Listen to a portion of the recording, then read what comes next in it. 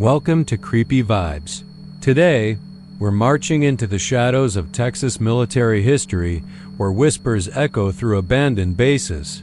Old bunkers bleed secrets, and not every soldier who went in ever came out. These aren't just stories. They're warnings.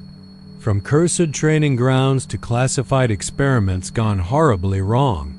Here are 27 disturbing true Texas military horror stories that will make you question what's buried beneath the Lone Star soil. But before we begin, here's something chilling. Most viewers vanish without subscribing. And by doing so, they miss out on tales so dark they were never meant to be heard in the first place. Don't be like them. Hit that subscribe button now, because today is only the beginning. And what's coming next? You won't find it in any history book. Tell me, where are you watching from? What time is it there? Drop it in the comments. Because time runs differently when you're listening to ghost stories behind military fences. And the shadows are always watching. Now let's descend into the classified and the cursed.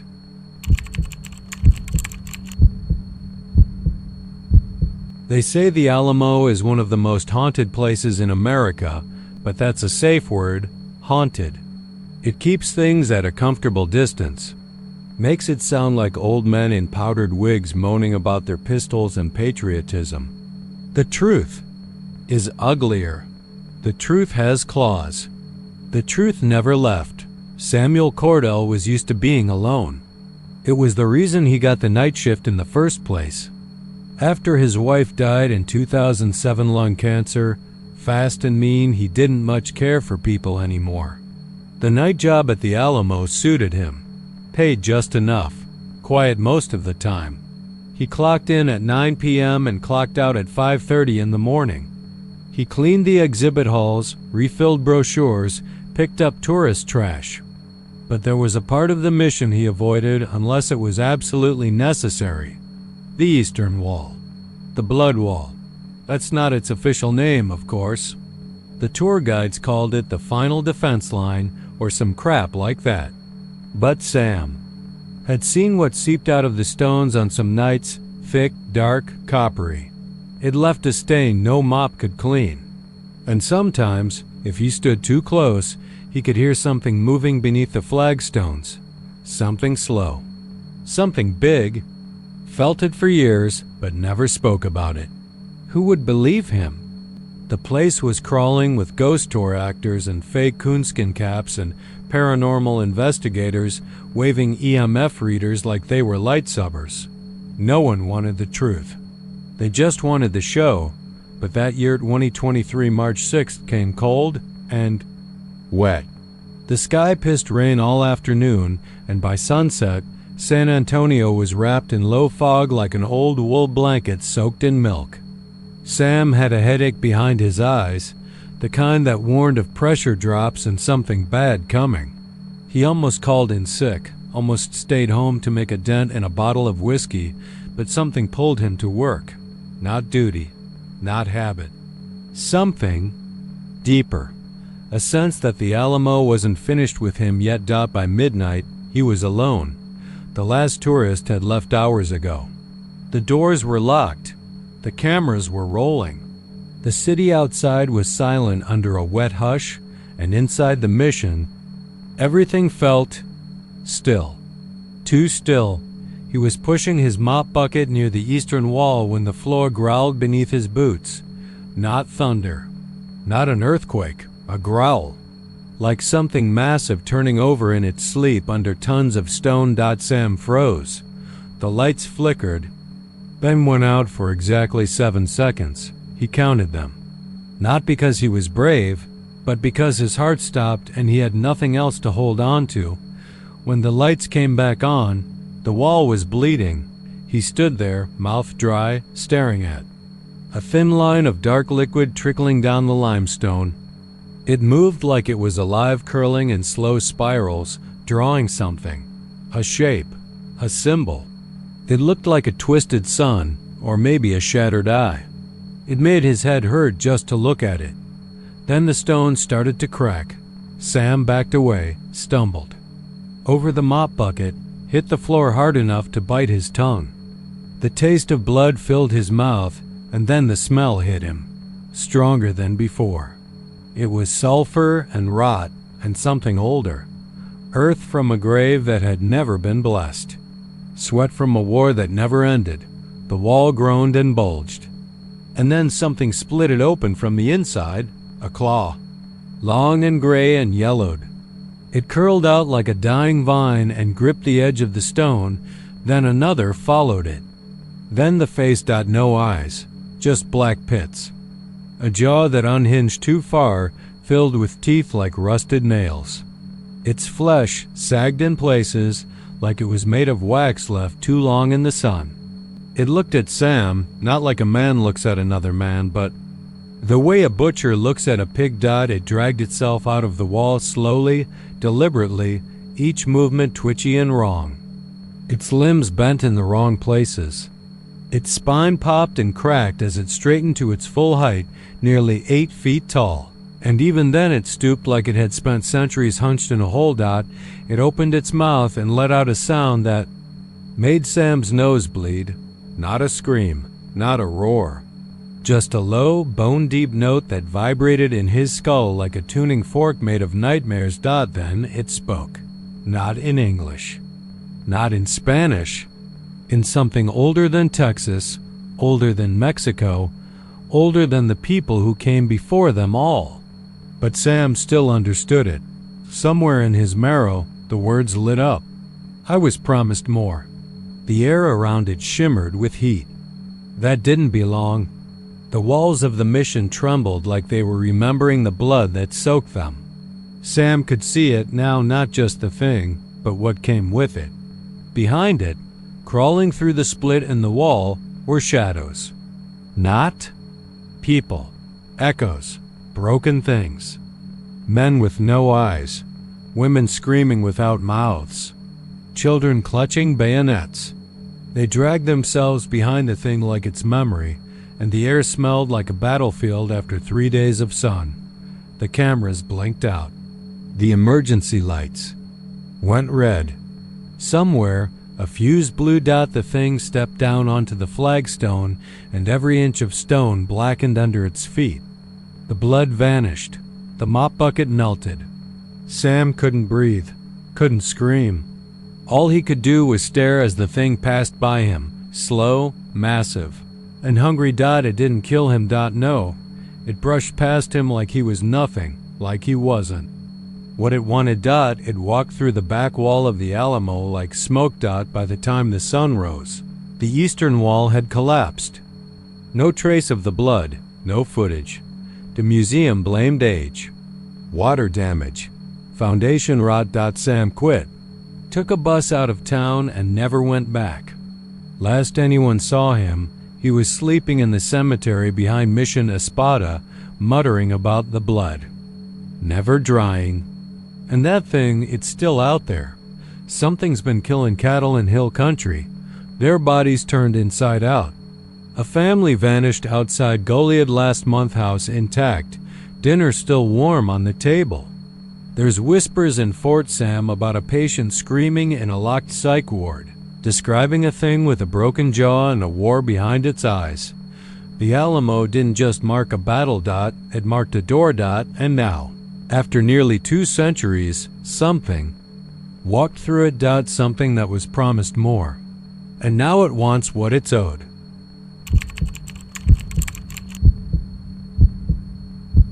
There are places in Texas that don't get written about in the history books. Places where the soil doesn't like to be disturbed, where the wind moves too softly through the trees, almost like it's trying not to wake something. Camp Bullis is one of those places.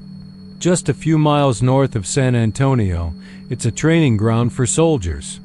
At least that's what it says on the signs. But the ones who've spent time there really spent time there know better. Ask anyone who's pulled night watch on the perimeter. Ask the young recruits with bags under their eyes and dry throats, who swear they heard voices calling their names from the woods, even when their radios were silent. The older men won't say much. They've learned not to. It's not about fear. About respect. Like when you walk through a cemetery and you instinctively lower your voice, even when no one's around. Sergeant David Minter didn't believe in ghosts. He used to laugh at the whispers, called it the Camp Bullis *T, and mocked the younger guys who swore they'd seen figures standing between the trees. He'd walk the outer edge of the training fields alone, daring whatever was out. Dare to come closer. "I got a gun and a bad attitude," he once joked, slapping the butt of his rifle. That was before his final patrol. It was late August when the base started getting complaints from local ranchers' livestock found mutilated just outside the fence. No signs of predators, no blood trails, just twisted corpses and the occasional clump of black fur that didn't match any known species. The reports were quietly filed away. Military red tape. Need-to-know basis. But everyone on base felt the change. Something was watching. Private Jones was the first to go missing. 18 years old, straight out of Missouri, skinny kid with big ears and a nervous stutter. He'd been assigned to the Southern Fire Break for night watch. His buddy, Private Taylor, said Jones kept rubbing the back of his neck all evening, kept muttering, "It's breathing on me," even though there wasn't a soul near him. Just before midnight, Jones walked into the woods and never came back. They found his flashlight by a tree stump, still on, pointing down into a gopher hole like he'd been trying to crawl inside it. The search dogs wouldn't go near the area. Then came the whispers. Every night, soldiers started reporting voices. Not random murmurs, specific voices. Dead-on imitations of wives, kids, mothers, commanding officers. Always soft. Always distant. Just enough to make you stop and listen. Just long enough to get separated. Some said they came from underground. Others swore it came from the trees, high up, like something old was perched there and watching with wide yellow eyes. Sergeant Minter organized a search team. He led them into the forest, close to where Jones disappeared. 7 men went in. 4 came back. The survivors wouldn't talk about what they saw. One was found in a fetal position, covered in dirt, crying like a baby. Another had to be sedated after trying to claw his own ears off. The third had no injuries, no trauma, but just sat quietly for hours whispering, "It's not human, it wears human." That's when command stepped in. The whole perimeter was locked down. Training drills were suspended. A team of men in black suits arrived in unmarked vehicles, set up camp near the woods, and brought equipment that buzzed and clicked whenever they pointed it toward the tree line. For a while, things got quiet. Then one night, a single soldier walked straight into the main barracks, barefoot, covered in black mud and what looked like moss. It was Jones, except it wasn't. His eyes were glassy and pale, his skin sunken and blue. He smiled, but it wasn't a human smile. It was wide and stretched and cracked at the corners. He didn't say anything, just stood there, swaying slightly, like he was listening to music no one else could hear. Then he screamed. A high, sharp, inhuman scream that shattered 2 windows and made every light in the room flicker. By the time the medics arrived, Jones had collapsed, his body falling apart like it had been hollow all along. They burned what was left, quietly. No report, no ceremony. Just ash. Camp Bullis is still in operation. Officially, it's just another training ground. The whisper stories have faded into folklore. But if you ever find yourself out there at night, especially near the south perimeter, don't listen too closely. And for the love of God, don't answer if something calls your name, because the thing in those woods doesn't want to kill you. It wants to wear you.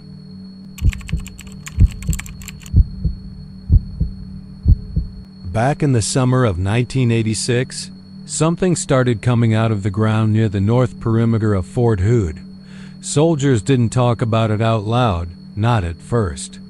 It started as a rumor, one of those things that passed from squad to squad. like a bad joke. They said there was smoke where there shouldn't be. Thick, oily black smoke rising up in the middle of the night. No fire, no smell, just the smoke.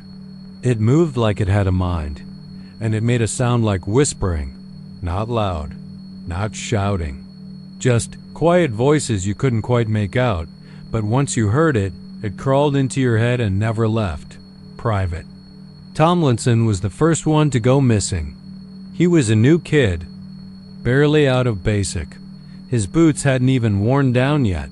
He was on night watch near a gravel clearing just past the old motor pool, one of those dead spots on base where nothing ever happened anymore.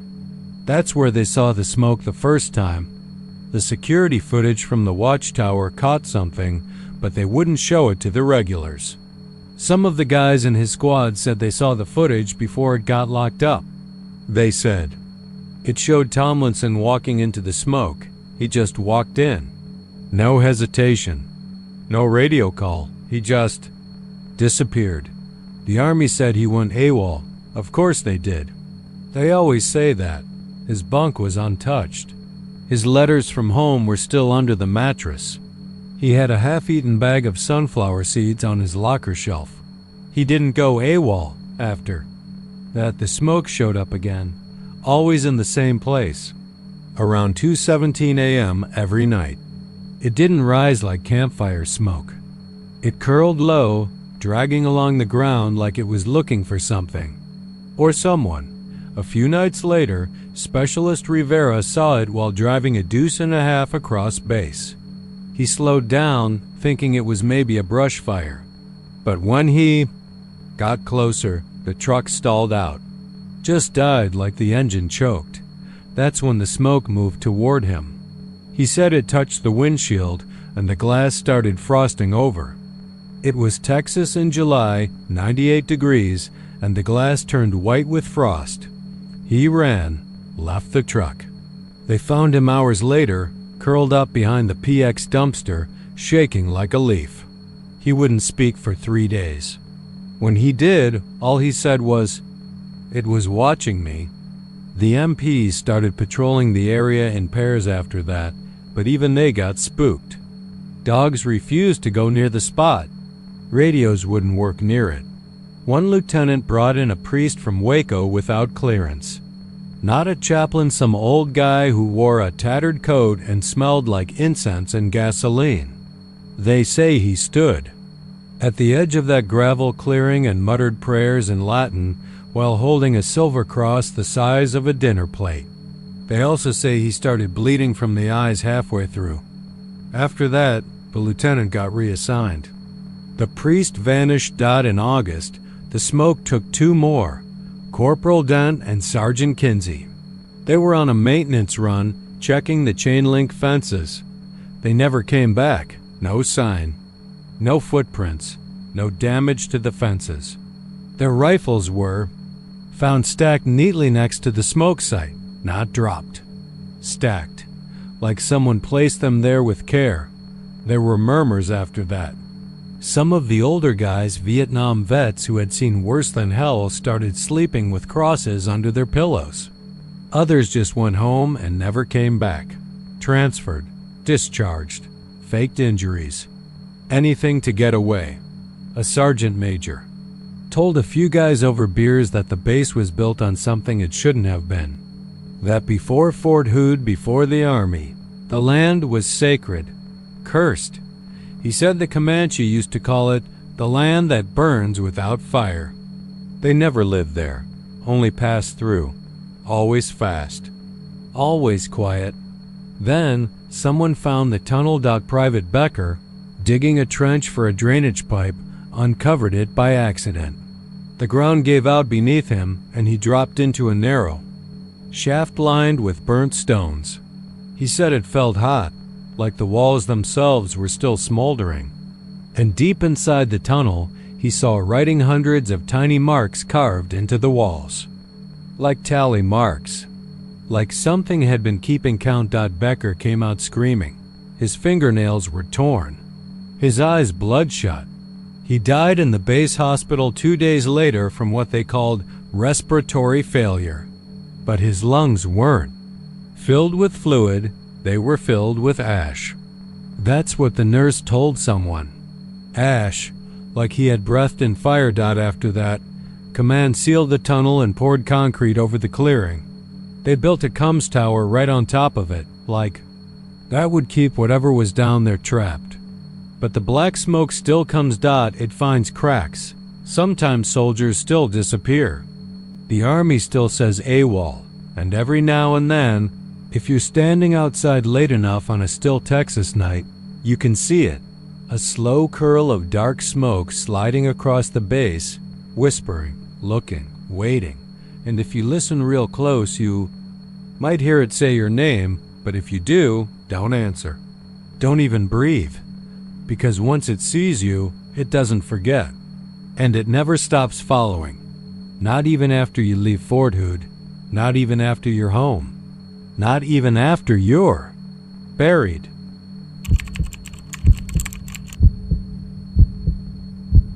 The Screaming Bunker at Fort Sam Houston, San Antonio, written in the style of Stephen King. Without chapters or formatting effects, they called it the Echo Room. That's what the soldiers whispered when they were off duty, sitting in the mess, or hiding in the smoke pit under the Texas night sky, their eyes tired and voices low. It wasn't officially listed anywhere in the base records, not on any map, not on any blueprint. But it was real, tucked deep beneath Fort Sam Houston like a rotting tooth beneath the gum line of a smile. It was one of those old Cold War relics built in '57, sealed by '73, forgotten by '85. The upper command didn't talk about it. The brass said it was just an old comms relay station sealed for asbestos. But the story said otherwise. Private Miguel Mickey Arroyo had only been at Fort Sam for 3 weeks when he first heard it. He was mopping the hallway outside, the medical training wing after midnight, earbuds in, cleaning solution thick in the air. He was halfway through a podcast when the scream hit him. Not through the earbuds, no. This one came from the earth. It didn't sound like a man. It didn't sound like a woman. It sounded like both, or neither. Like someone trying to force their voice through a mouth that had long since stopped being human. Mickey thought it was some hazing thing at first, one of the NCOs, messing with the new guy, but it didn't stop. The scream came again the next night, louder, closer. When Mickey told Corporal Jenna Ruiz, she didn't laugh. She looked at him, her face stiff, her jaw flexing. Don't go near the old infirmary, and if you hear that sound again, just walk the other way. That only made Mickey more curious. He asked around. Most shrugged it off, but very few told him little scraps. Back in 1961, a soldier named Gregory Hunt locked himself in the underground comms bunker for 3 days. No one knew why.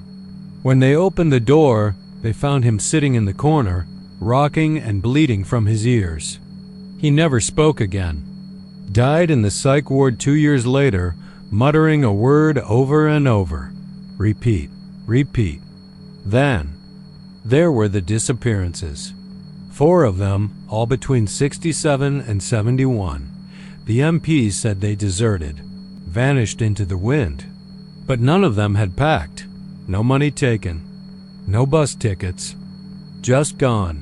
There were rumors of an experiment, sound waves, isolation studies, some army scientists trying to weaponize the mind, echo chambers that played back your own thoughts, distorted and fed through a feedback loop until they weren't yours anymore, until they became something else. Mickey didn't believe in ghosts, not really.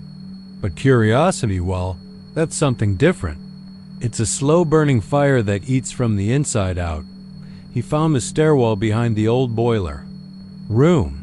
The door had been welded shut, but someone had cracked it open recently. Torch marks on the metal, fresh. The air that came up from that stairwell wasn't stale. It wasn't musty. It was cold. Icebox cold, like a morgue. He went down with a flashlight. Just a peek, he told himself. just to see.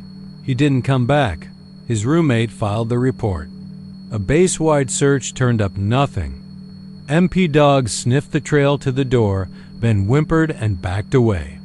A week later, the screams started again, but now everyone heard them. All across the eastern quadrant of the base, they came at 2:13 a.m., sharp.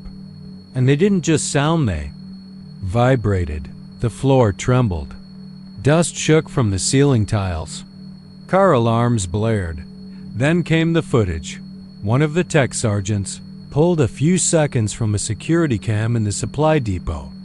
2:13 a.m., the camera showed the hallway going fuzzy, lines twitching across the screen.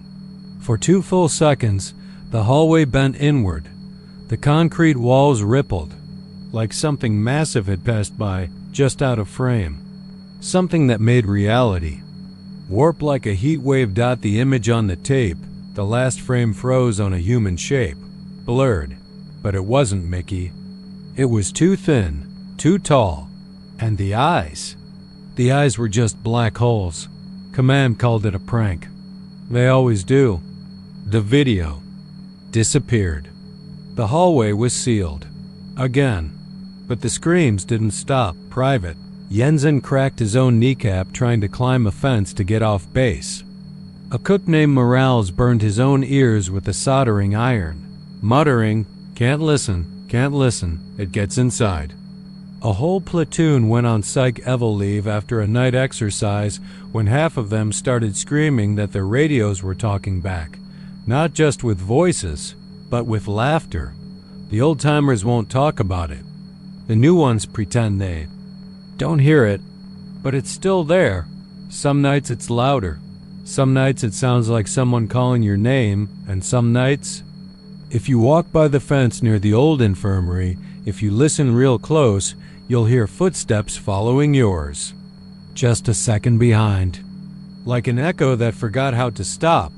They tried sealing the bunker again, then filling it with concrete, then demolishing the surface entrance. Altogether, didn't help. You can't silence something that was born from silence itself. And whatever they started in that bunker, whatever answered back never left out, it just learned how to scream louder.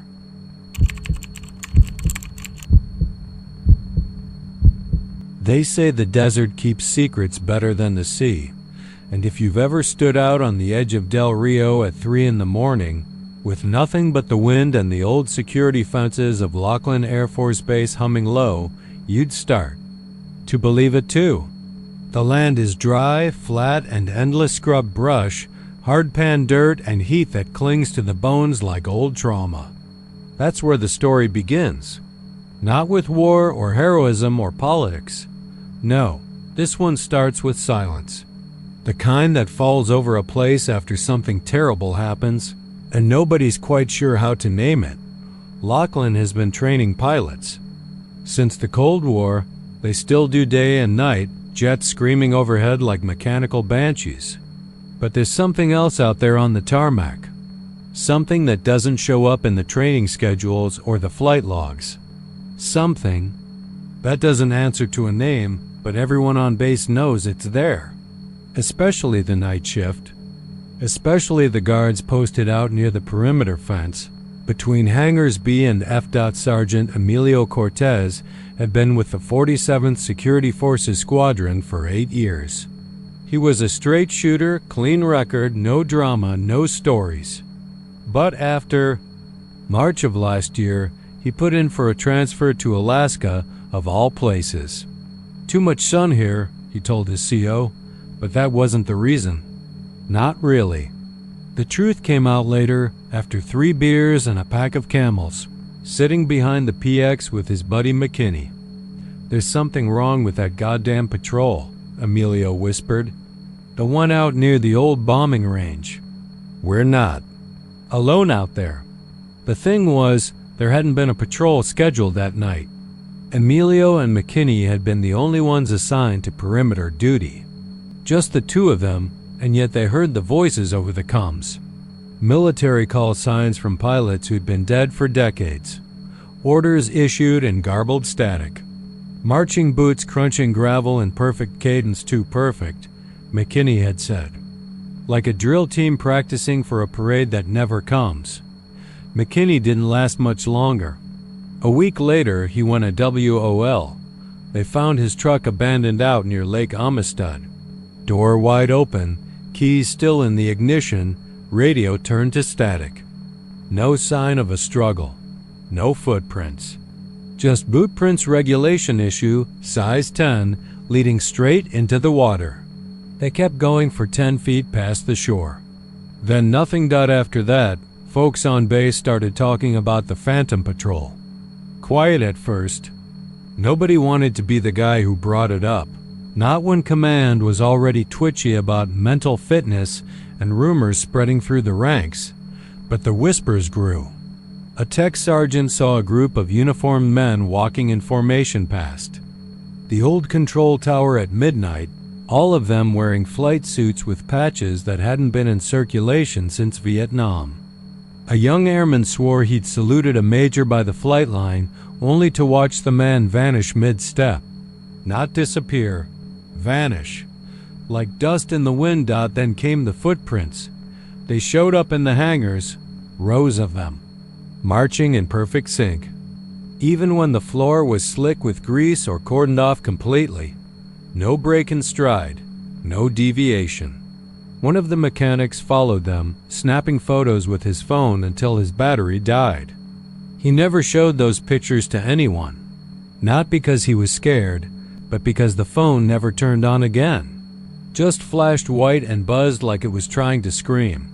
Colonel Hastings ordered an internal investigation. That's what they called it, internal. But every night for 2 weeks after, an unmarked SUV pulled up near the fire station, and men in suits walked the grounds with handheld devices that chirped and clicked like Geiger counters. Nobody knew who they were, and nobody asked. That's how it goes when you work in places like Laughlin. Some things outrank even the colonel. They say those men picked up something. Some kind of anomaly in the soil near the old radar tower, where a training jet crashed back in 1963. They never recovered the bodies. Just a few chunks of fuselage and melted helmets. The rest, they said, had been incinerated. But Emilio heard different. He read the report. Said the cockpit was sealed shut when they found it, and that all 4 seats were empty. Belts still buckled. One night, about a month after the suits left, a new security team was assigned to perimeter patrol. Fresh out of tech school, bright-eyed, eager to prove themselves. They went out in 2 Humvees, ran a sweep, and radioed in clear. Then silence. Total blackout. The GPS trackers showed both vehicles still parked at the checkpoint, engines off, but no one responded. When the backup team arrived, both Humvees were there, doors wide open. Radio still crackling low with what sounded like Morse code. Number. Sign of the team, except their boots. All lined up outside the fence. 8 pairs, perfectly arranged. Facing the airfield. After that, the base locked down perimeter patrols. No one goes near that stretch alone. Not anymore. They even built a fence within the fence, but it didn't stop them. You can still hear it if you're stationed nearby. Marching. The crunch of boots. A voice barking orders that no one's spoken. Allowed in 50 years. And if you're unlucky, if the air is still and the moon hangs low, you might catch sight of them, shoulders square, eyes empty, moving with the precision of men who never left the war behind. Not ghosts. Not quite. Something. Older, bound by duty. Stuck in a loop they can't break. Patrolling an airbase that forgot them long ago. And every so often, they add a new recruit. So if you ever get assigned to Laughlin AFB, don't volunteer for night watch. Don't follow strange voices. And if someone calls you by your rank from the dark and you can't see their face, don't answer, because once you acknowledge them, you're already marching.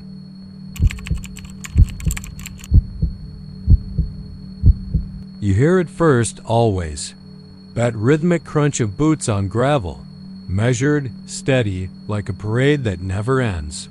Most folks at Fort Bliss chalk it up to bass echoes or the night wind scraping over the desert scrub. But if you're posted overnight near the motor pool, or stuck pulling guard duty near the old barracks that haven't housed a living soul in decades, you know better.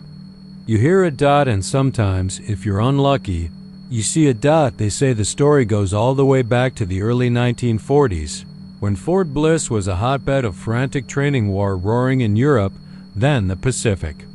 Recruits came in thousands, boys. From all over Texas and beyond, most barely old enough to shave. In one of those training exercises gone sideways, poor communication, bad maps, and that brutal West Texas sunbaking sent out of the sergeants, an entire platoon went missing. Found the first body a day later. Private Harold Jensen, half buried in a gulch like he'd tried to dig himself into the earth. Eyes gone, mouth packed with sand. The others turned up over the week, all but one. Some were found in formation, dead but upright, standing at attention. With cracked lips and blackened tongues, their skin split from heat. It was like they'd accepted death like an order. The army buried them with full honors. Never found that last soldier, though. The one they figured was leading them, Sergeant Joseph Harlan. A drill sergeant known for being strict to the point of sadism. The kind of man who thought vomiting during a march meant you were weak, not dying. No grave for him, no funeral, just gone. But here's where the strange part begins, and this is the part they don't put in the Fort archives. 2 years later, 1945, a new unit was marching down the range road at dawn. They passed the old gulch, and one of the recruits, a boy named Alvarez, collapsed. When they pulled him up, he was babbling about a column of soldiers moving through the heat shimmer. Men in outdated fatigues, moving in perfect unison. One man in front, tall, with a whistle around his neck, black boots gleaming. When Alvarez looked up into that man's face, he started screaming. They say it took 3 men to hold him down. He never recovered. Spent the rest of his life in a VA hospital, blind and silent, and the stories didn't stop. Every few years, another sighting. Always the same, the rhythmic sound of boots like a ghostly drill line. Soldiers in outdated uniforms marching through the night. No talking, no sound but the crunch of boots and the wind trailing behind them like whispers. It's not just young recruits either. Old-timers talk too, but only when they've had a few drinks. There was a master sergeant who saw the ghost column in the FAM 70s, said they were marching into the arroyo behind the fuel depot. Claimed the one in front the leader stopped, turned and looked straight at him. The sergeant's hair went white in a week. Then there's the MPs. One of them, Gibson, retired early. Used to patrol the northern perimeter. He caught movement. On his night vision, followed it through the dunes. Said he radioed in, thinking it was unauthorized activity. What he found was a line of soldiers in total silence, marching up and down the old tank trail. He followed at a distance until they all just vanished. But what makes the whole thing worse, Remen, is what happened in 2003. A group of soldiers fresh from Iraq were assigned to temporary quarters in the older section of the base barracks. 12, long since closed, reopened for overflow. They were woken around 3 a.m. by what they swore was marching, loud and angry, like boots on concrete. Not just that, but shouting old cadence chants, ones no one used anymore. They ran outside and found nothing. But one soldier, Private Linwood, was missing. His bunk was empty. Sheets undisturbed. They found his dog tags 3 days later, buried 6 inches deep in the same gulch where they'd found Private Jensen back in 4-2. The brass covered it up. Called it AWOL, but his fellow soldiers swore he wasn't the type. They said Linwood had been obsessed with the stories. Said he used to go out at night to listen for the boots. They figured he went too far. Now there's this unspoken rule. When you're stationed at Fort Bliss, you don't walk alone at night near the gulch. You don't talk about the ones who never came back. And you never whistle, because it's not just echoes in the dark. It's not just superstition. There's something out there still marching, still drilling. And if you hear the cadence, pick up ... If you feel the ground tremble just a little, don't look back. Because once Sergeant Harlan sees your face, you're part of the march, forever.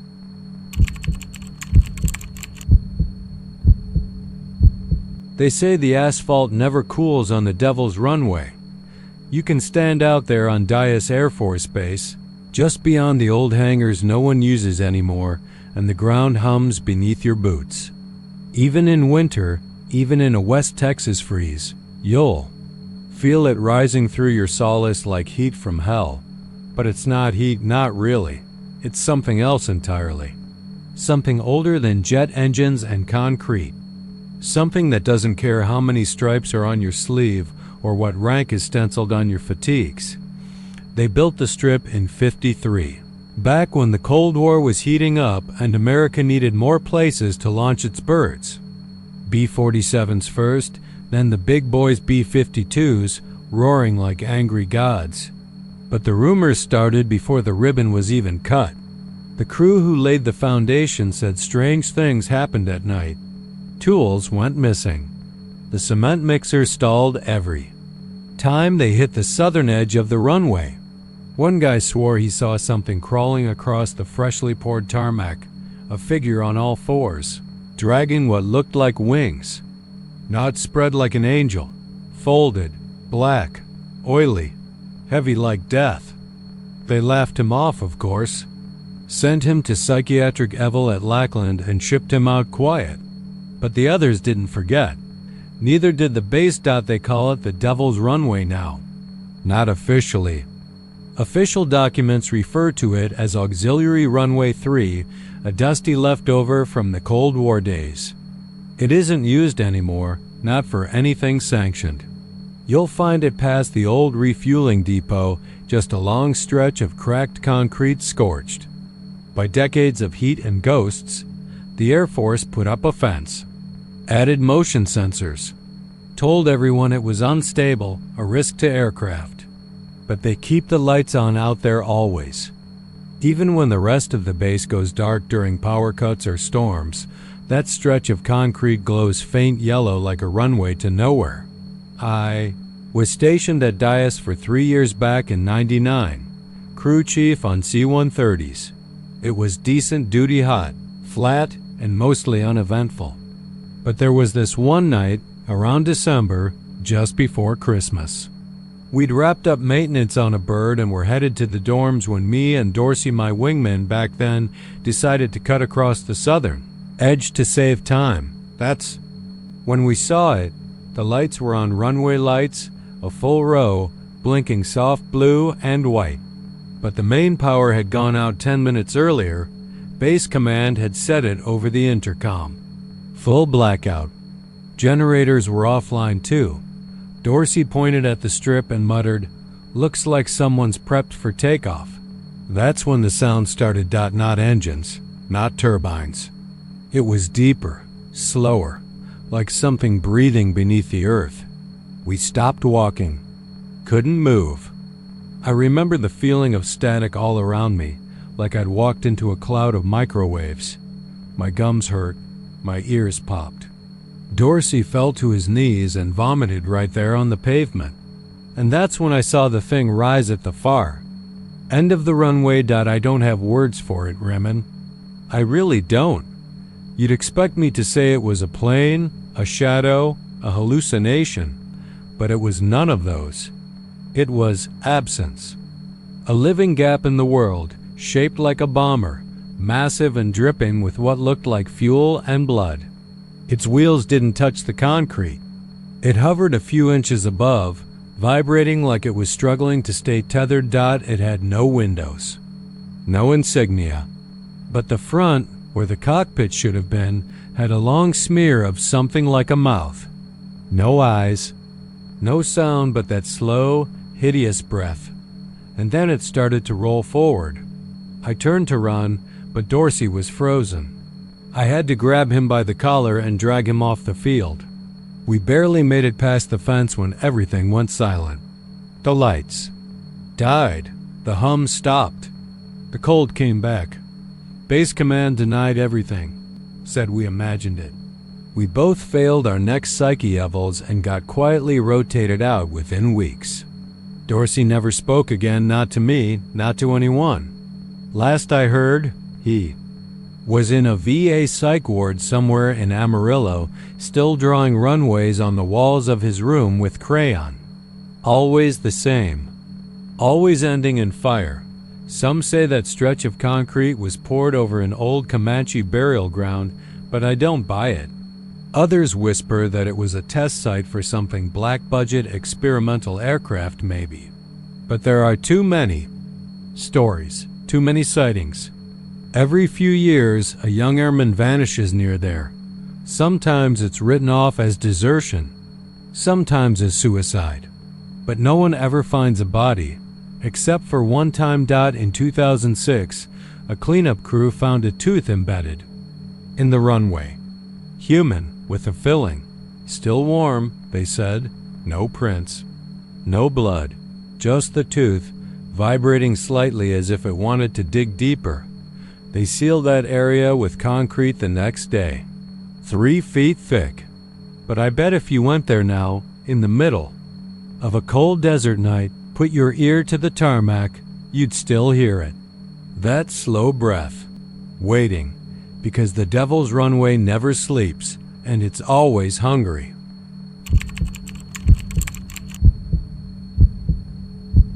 The locals near Brooks Air Force Base in San Antonio don't talk about the Shadowman unless they've had one too many drinks or just lost someone. And even then, it comes out like a whisper, like a story half remembered from a nightmare. The base itself, mostly decommissioned now, sprawls in cracked runways and rust-bitten fences.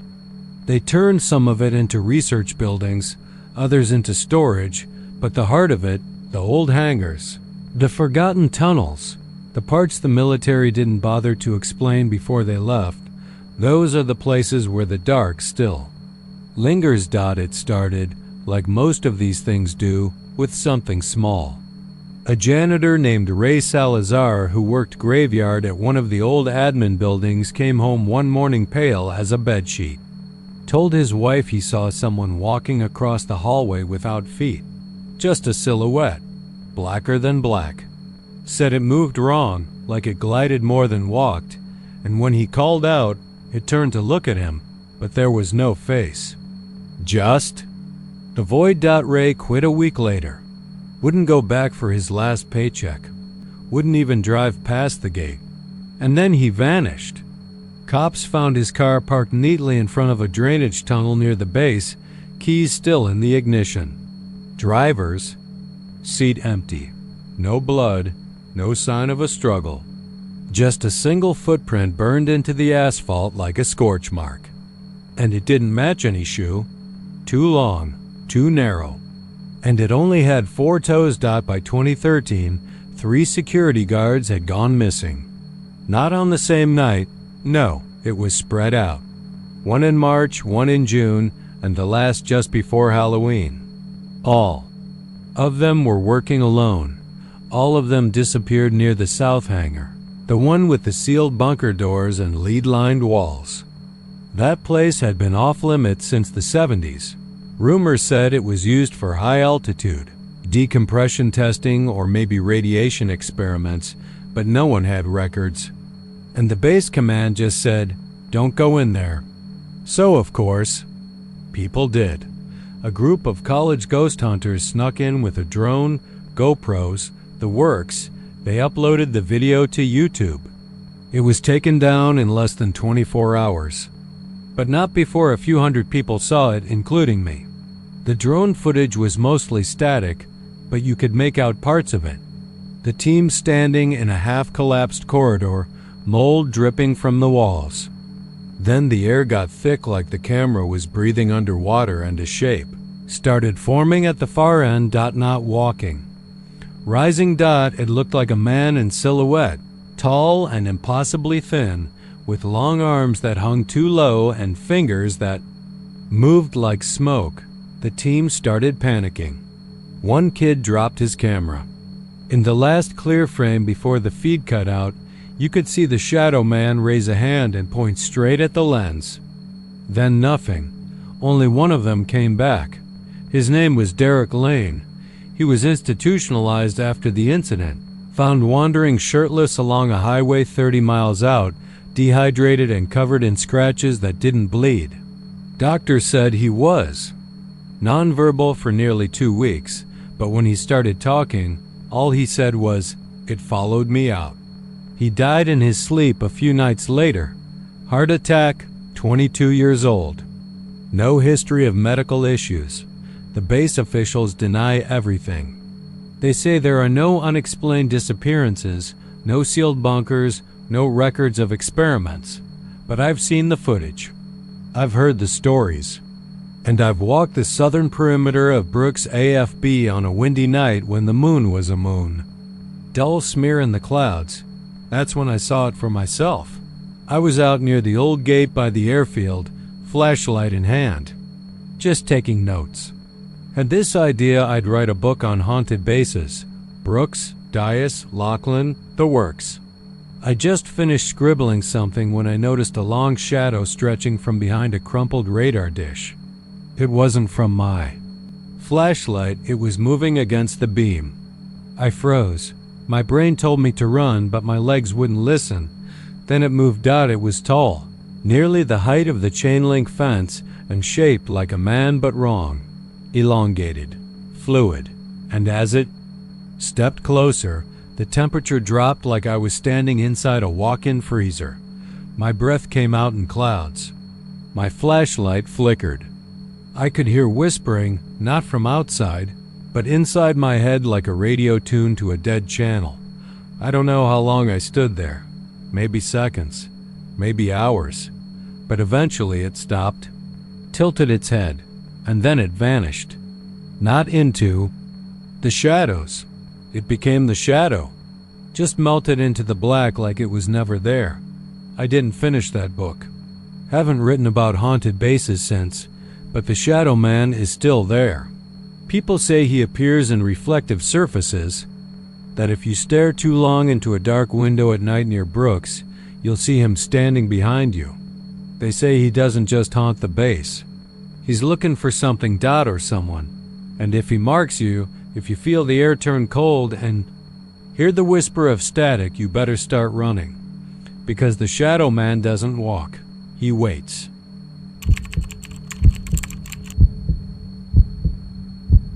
No one remembers exactly when the soldiers began to show up. The town of Marfa had always been strange. Sure, people came from all over to see those mysterious lights out by Route 67, the ones that danced and flickered like ghostly lanterns. Across the desert, locals shrugged them off. They ain't hurt nobody, they'd say, just dessert tricks. But the soldiers, they were different. They first appeared on a windy night in March. Old Mrs. Keeler was sitting out on her porch drinking a Dr. Pepper and chain smoking, watching the sunset behind the Shinati Mountains when she saw them. 6 of them, marching in a perfect line along the edge of her property, dressed in dusty World War I uniforms, rifles slung across their shoulders. No footsteps, no sound at all. Just a slow, steady march toward the west. She didn't hear them, she felt. Them, like the air itself was moving with them, heavy and cold. She called the sheriff, naturally. Sheriff Bowden had seen just about everything drunk teens, wild coyotes, and once, a naked meth head who thought he was Elvis. But when he drove out to Keeler's ranch, there wasn't a trace. No footprints, no wind, not even the usual hum of crickets. "You been drinking, Essie?" he asked. "I've been drinking since 1973, she snapped back. "But I ain't never seen that before." The next sighting came from a pair of tourists who'd driven down from Austin. They were camped out near the old Marfa Army airfield, hoping to catch a glimpse of the famous lights. They saw the glow. All right, but then the lights changed shape, became figures. Rows of shadowy men standing at attention just beyond the barbed wire. One of them walked forward slow, deliberate, one boot at a time until he was standing a few feet from their car. Then he vanished, like smoke in a strong wind. The woman passed out cold. The man wet himself. By the end of the month, the soldiers had been spotted half a dozen times. They always moved in silence. They always wore the same uniforms, brown wool, rusted helmets, leather boots caked with dust. And they never reacted to anyone, never turned their heads, never blinked. It wasn't long before people started digging. An old drunk named Parnell White remembered something. Said he used to work out near the airfield back in the 60s. Sobbed. There was a story, something hushed up, about a transport train full of soldiers headed west during World War I. The train derailed somewhere near Marfa. Officially, they said the men were rerouted, but there were whispers, some sort of chemical leak. Gas, yellow and thick like syrup. The soldiers never made it. That train was buried, Parnell said, tapping his temple with a shaky finger.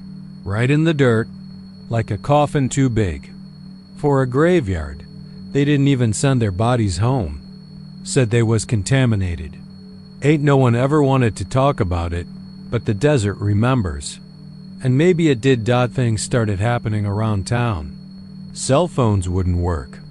After sundown, livestock began disappearing, then reappearing in odd places stacked neatly on porches, eyes wide open, tongues dried out and black. Dogs howled at corners of empty rooms. Then people started going missing. First was Jimmy Guerrero, 16 years. Old, gone while driving his dirt bike through the desert after dark. They found the bike tipped over near a dry creek bed, still humming. No sign of Jimmy, just boot prints. Not his size. Not any modern size. They were too narrow, too worn, too old. Then came Father Morales. Vanished after his evening prayers. The church doors were locked from the inside, but he was nowhere to be found. A dusty helmet was sitting on the altar. The communion wine had turned black. Sheriff Bowden finally snapped when his own brother, Hank, disappeared right off the porch of his ranch. One minute he was lighting a cigarette. The next, the smoke was just hanging there in the air, frozen. And Hank was gone. The sheriff stood outside the courthouse the next day and told the whole town to stay indoors at night. If you see them, he said, do not speak, do not move, do not look them in the eyes. That's how they know you see them. That's how they pick you. Of course, not everyone listened. Teenagers snuck out with flashlights, daring each other to get close to the places the soldiers had been seen. A few came back. Most didn't. The town slowly went quiet. Tourism dried up. The Marfa lights kept glowing, but now they moved with purpose. They didn't flicker anymore. They marched. By July, no one went outside after dark. The silence was complete. No music, no TVs, no barking dogs. Just the soft whisper of boots across sand. Sometimes they'd pass by your house. You could hear the creak of leather straps, the faint jingle of a rusted canteen. And if you listened closely, if you were real still and brave, enough to keep your lights off, you could hear the breathless sound of 100 dead men marching through the dark like they were still trying to make it home, but they never would. They were lost to time, to war, to the lies of men in suits who didn't want the truth to rot the newspapers. So the soldiers wandered. They'd been abandoned in the land that swallowed them, and now the land was coughing them back up, one dusty boot at a time. They didn't want revenge. They didn't want justice. They just wanted you to see them. And once you did, they made sure you marched with them forever.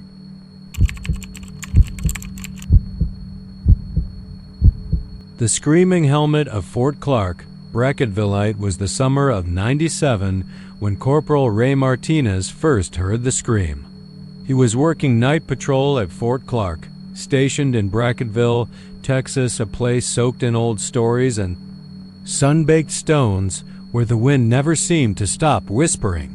The fort hadn't been active since World War II, not really, but the historic district was kept clean for tourists, history buffs, and the occasional reenactment crowd that liked to dress up and march around like ghosts pretending not to be ghosts.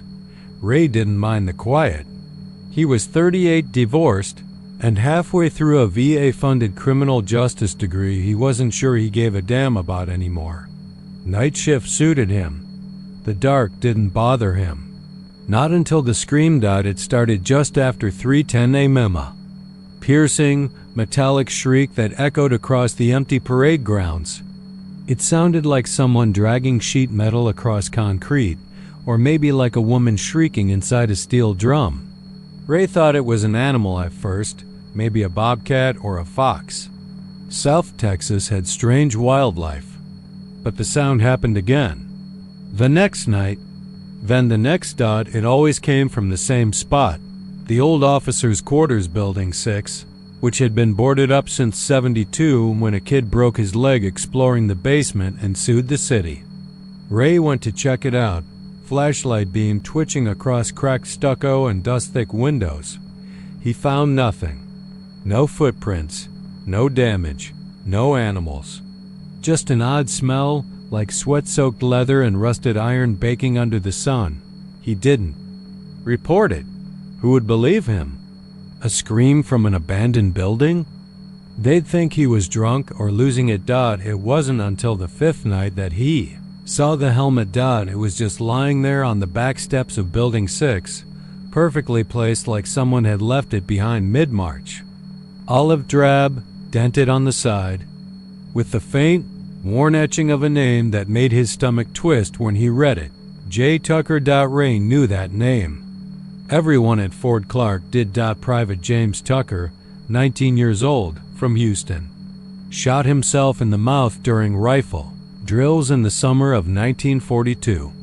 Said the place was cursed, and a letter found later said something had climbed inside his head through the helmet, whispering things while he slept in the barracks. No one ever found the helmet after Tucker died. And yet here it was. Ray didn't touch it. He stared at it for a long time until the scream came again, closer this time. Much closer. That was the first night he felt it, the presence. Like someone breathing right behind him, warm and moist and wrong. His flashlight flickered and the air turned bitter cold in seconds. The scream rose again, loud enough to make his eardrums throb. He backed away, hands shaking, breath short, eyes locked on the helmet that hadn't moved but now looked wet. Like sweat or blood had seeped through the cracks in the metal. He quit the next morning. Didn't give notice. Didn't answer calls. 3 weeks later, the city hired a new night patrol officer named Dee Russell. She lasted 6 nights. Told the same story: screams, cold air, strange shadows near Building 6. When her flashlight died and the scream happened, inches from her ear, she ran to. And then came Frank Beasley, a retired Army MP with 2 tours in Afghanistan and a reputation for not scaring easy. He made it 1 week before he vanished. They found his truck parked beside the fort's western wall, engine still running, driver's door open. All that remained inside was a rusted olive helmet on the passenger seat. Etched on the side, nearly scrubbed clean from time and wear, were the words, J. Tucker. No one patrolled Fort Clark at night anymore.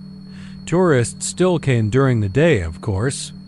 They snapped selfies and admired the old architecture, the cannons, the stonework.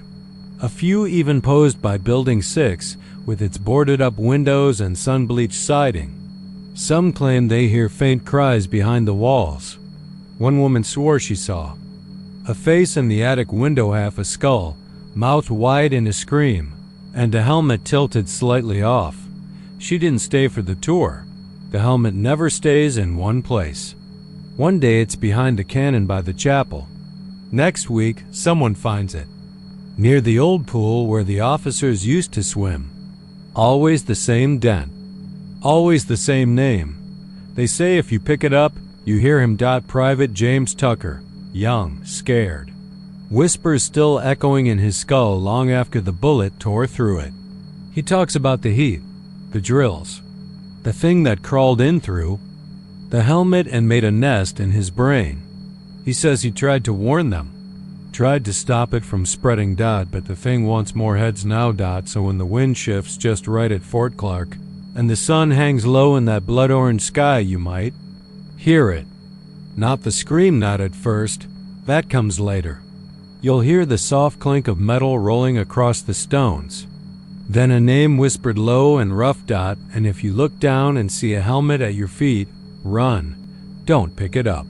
Don't listen, because once you hear the scream inside your own skull, you're already his.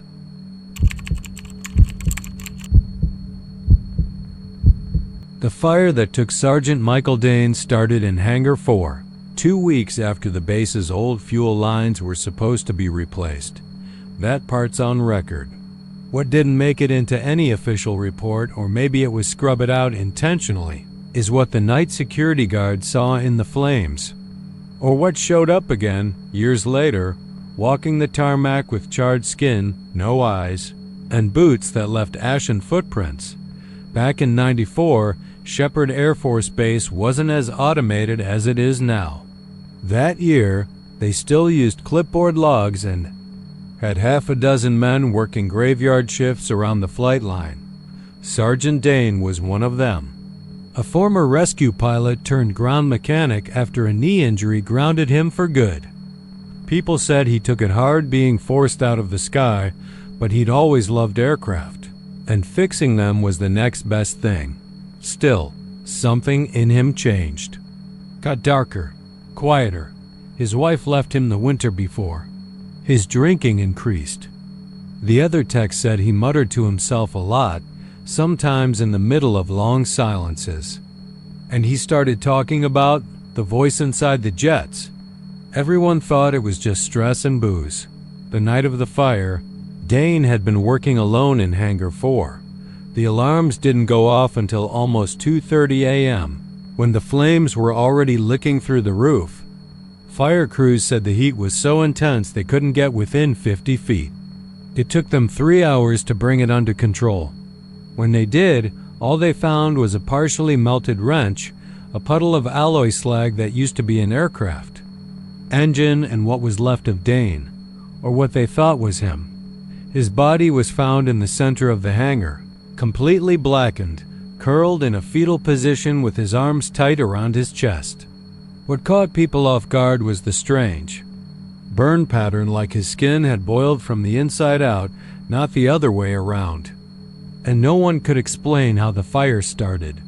The reports blamed residual fuel vapors and improper maintenance, but the whole place had been cleaned the day before. Another thing no one talked about: the hangar door had been locked. From the inside, after the funeral, things got quiet. For a while. Then, 3 months later, Airman Kyle Mendez' new kid, fresh out of tech school, was patrolling the grounds at night when he saw someone walking the edge of the runway. He thought it was one of the other guards until the figure got closer. Mendez said he smelled something like burnt pork before he saw the face. Said the guy's skin was flaking, charred like a roast, with cracks that glowed red beneath. And the eyes, there weren't any. Just 2 black holes that leaked smoke. The thing turned its head toward him, started walking in his direction, dragging one leg. Mendez dropped his flashlight and ran. Transferred off base a week later, never came back. After that, the rumors spread like wildfire. Maintenance crews started refusing to go near Hangar 4 after midnight. Some said they heard banging inside, even though it was locked and unused. One guy claimed he saw a silhouette in the control tower, even though no one had clearance to be up there at that hour. Security tapes? always conveniently glitched or erased. The higher-ups dismissed it all as stress, sleep deprivation, hallucinations. But anyone stationed there for more than a few weeks knew the burned man was real. He came and went without warning. Sometimes you just find the smell burned hair, scorched rubber in a place no one had touched in days. Other times it was the footprints. Long ash prints across the concrete outside, leading to nowhere. One tech swore he found handprints on the inside of his locker door, burned deep into the metal. He got transferred to Alaska after that, requested it himself. Just wanted to be as far from Wichita Falls as possible. They finally bricked up hangar 4 in 2001, pretended it was being preserved as a historical structure. But the base personnel all knew the truth. You can still see it if you go near the perimeter, just a shadowed outline of a building with scorched marks around the edges of the roof. Some nights people say they see light flickering inside, like the fire never really went out. Others say they've heard the sound of boots walking across empty tarmac, followed by a faint voice whispering from nowhere, "I never left the sky." They buried Dane, sure, but whatever really burned that night, whatever it became, is still there, watching, waiting, and God help the next poor soul they assign to graveyard shift near the runway. Because once the burned man sees you, it's already too late, and the next time the fire comes, it might not stop at the hangar.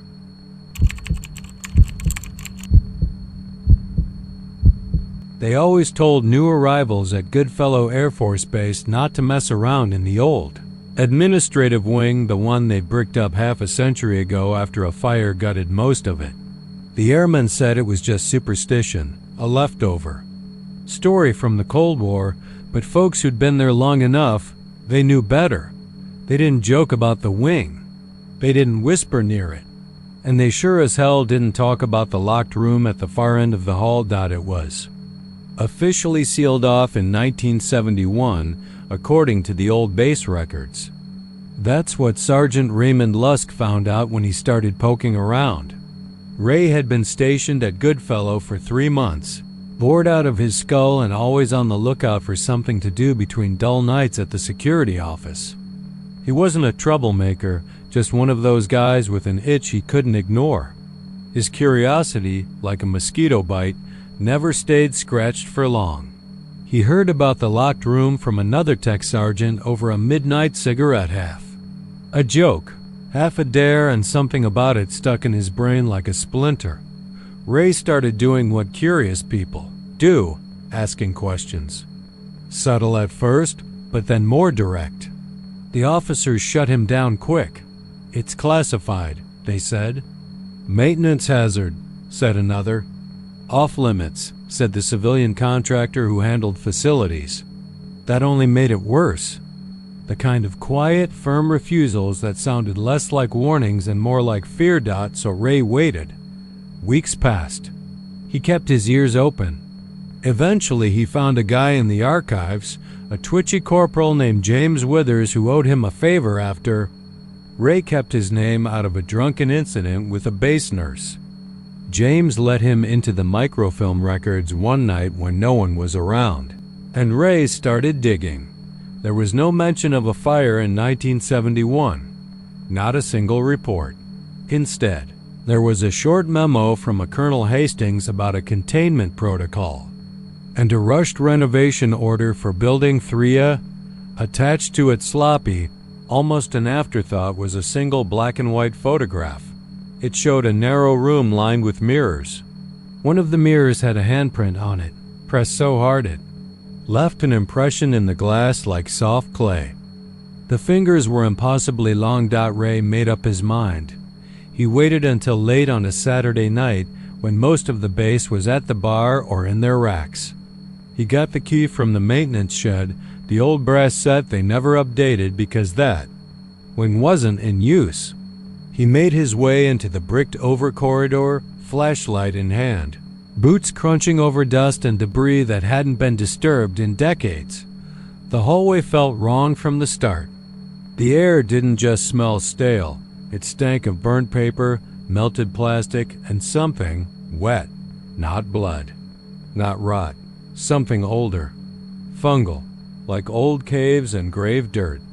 The walls were bloated with mold, some of it forming strange, circular patterns like symbols. The ceiling tiles were warped, some collapsed entirely, and at the end of the hall, the door. Heavy, steel-reinforced, painted dull green. A faded stencil read, Room 119. He slid the key in, and before he could even turn it, the lock clicked open. On its own. He hesitated. The air was suddenly still. Too still. Like the building was holding its breath. The room beyond was freezing. Not cold freezing. He could see his breath fog the air as he stepped inside. The walls were covered in mirrors. Dozens of them. Tall, rectangular, full-length mirrors all bolted into the concrete like they were being held there for a reason. Most were cracked. Some were covered in plastic sheeting that fluttered slightly, even though there was no draft dot, and at the center of the room, sitting cross-legged on the floor, was himself. Ray, or something that looked like him. Except the eyes were black.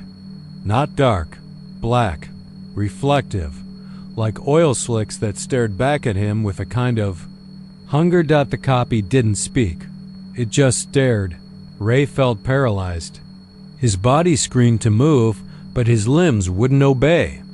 Then, one by one, the mirrors began to flicker, not with light, but with motion. Shapes behind the glass. Figures, twisting. Faces pressed against the inside like trapped things. Screaming silently. Banging on the other side with palms that left no smudges. Ray stumbled back, finally able to move. He turned to run, but the door was gone. The hallway was gone. It was all mirrors now. Endless rows of reflection. Each step he took led him deeper into his own face. Behind one pane, he saw his mother's dead smile. In another, his childhood dog with human teeth. In another, dozens of him, screaming in unison as a black shape crawled up their backs and burrowed into their mouths. He screamed. No one heard. The next morning, the door was sealed again. They found Ray's locker empty, his car still parked. No note. No footprints in the dust of that wing. Just one fresh handprint on the mirror closest to the door. 5 long, stretched fingers pressed too deep into the glass. Every few years, someone disappears on that base. Doesn't matter how careful they are, how tight the protocols. They say the room takes what it wants. They say when you stare into the mirrors too long, you start to see the thing behind your eyes. The thing that's always been watching. And sometimes, if you're real unlucky, that thing sees you back.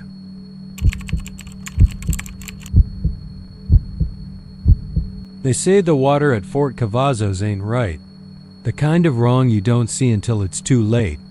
A stillness that moves. A darkness that listens. The kind of water that keeps secrets. Big ones.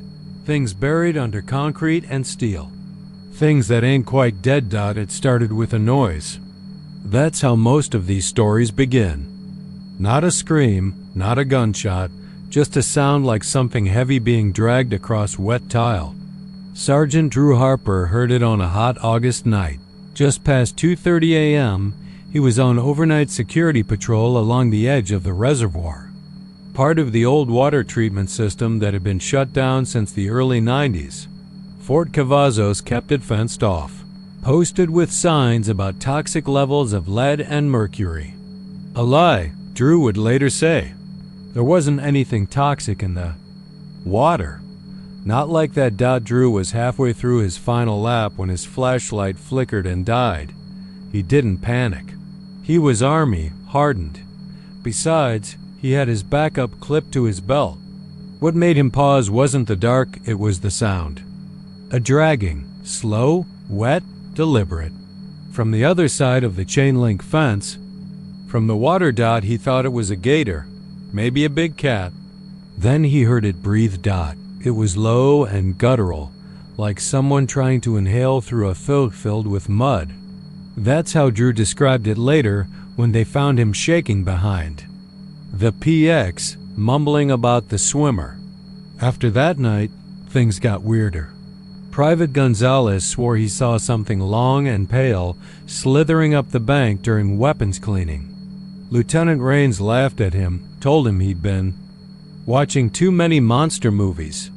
But then Raines himself went missing the next week. His last known location? Near the dam reservoir. They found his boots stuck in the mud, still tied. No prints, no blood. Just boots. The official report said possible AWOL, though everyone knew that was crap. Raines was career. He bled red, white, and blue. You don't vanish barefoot from a locked base unless something takes you. The brass tried to keep things quiet, but word spread. You can't stop soldiers from talking. They started calling it the swimmer. Some said it was an old experiment gone wrong, a leftover from the days Fort Cavazos was still Fort Hood and shady black budget projects were run under the radar. Others said it was older than that, something pulled out of the Belton Lake during the 1950s when the Corps of Engineers accidentally dug too deep. The truth? No one really knew. But the disappearances didn't stop. One night, Staff Sergeant Kim Rias went out on a dare. She'd lost 3 of her squad to the thing and had enough of the whispers. Said she'd prove it was just base gossip and swamp gas. She took a GoPro, a sidearm, and a 6-pack of Lone Star. They found the camera floating near the waterline the next morning. The footage was ugly. At first, it was just her drinking, joking around. Then she walked closer to the water. Started calling it out. "Hey, fishman, come get me," she laughed. Then there was a sudden splash too fast to be natural. The water surged like something enormous had breached below the surface. The screen jerked violently as she screamed. The last thing the camera caught was her being yanked backward into the dark, her fingers clawing at the mud. Her mouth open, but no sound, just bubbles. The brass confiscated the tape, told everyone it was a suicide. Sighed she had mental instability from previous deployments. Her friends didn't buy it. Neither did her family. They drained part of the reservoir after that, brought in contractors to assess structural integrity. Everyone thought they were trying to find Ria's body. But the truth leaked out when one of the hazmat divers went rogue and posted online. He said they didn't find Kim. They found bones, hundreds, human, animal, all picked clean. Some of them had tags still attached. Dog tags. Names of men and women listed as missing from decades back. But the most messed up thing? The diver said the bottom of the reservoir wasn't made of stone. It was soft, organic, like skin.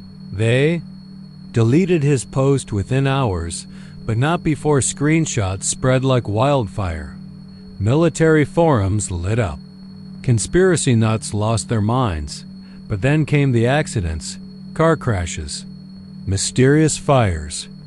One guy supposedly slit his wrists after a long rambling post about eyes in the water that knew his name. Nobody talks about it officially now. If you ask, they say Fort Cavazos has no open reservoirs, that the area is restricted for environmental reasons. They even posted guards. But sometimes, late at night, you can hear the stories, told quiet and low by men who don't spook easy. They say if you stand by the water long enough, you'll hear something move, feel something watching. They say there's something old down there, something that doesn't eat because it's hungry. It eats because it's lonely. It waits. It listens, and it swims.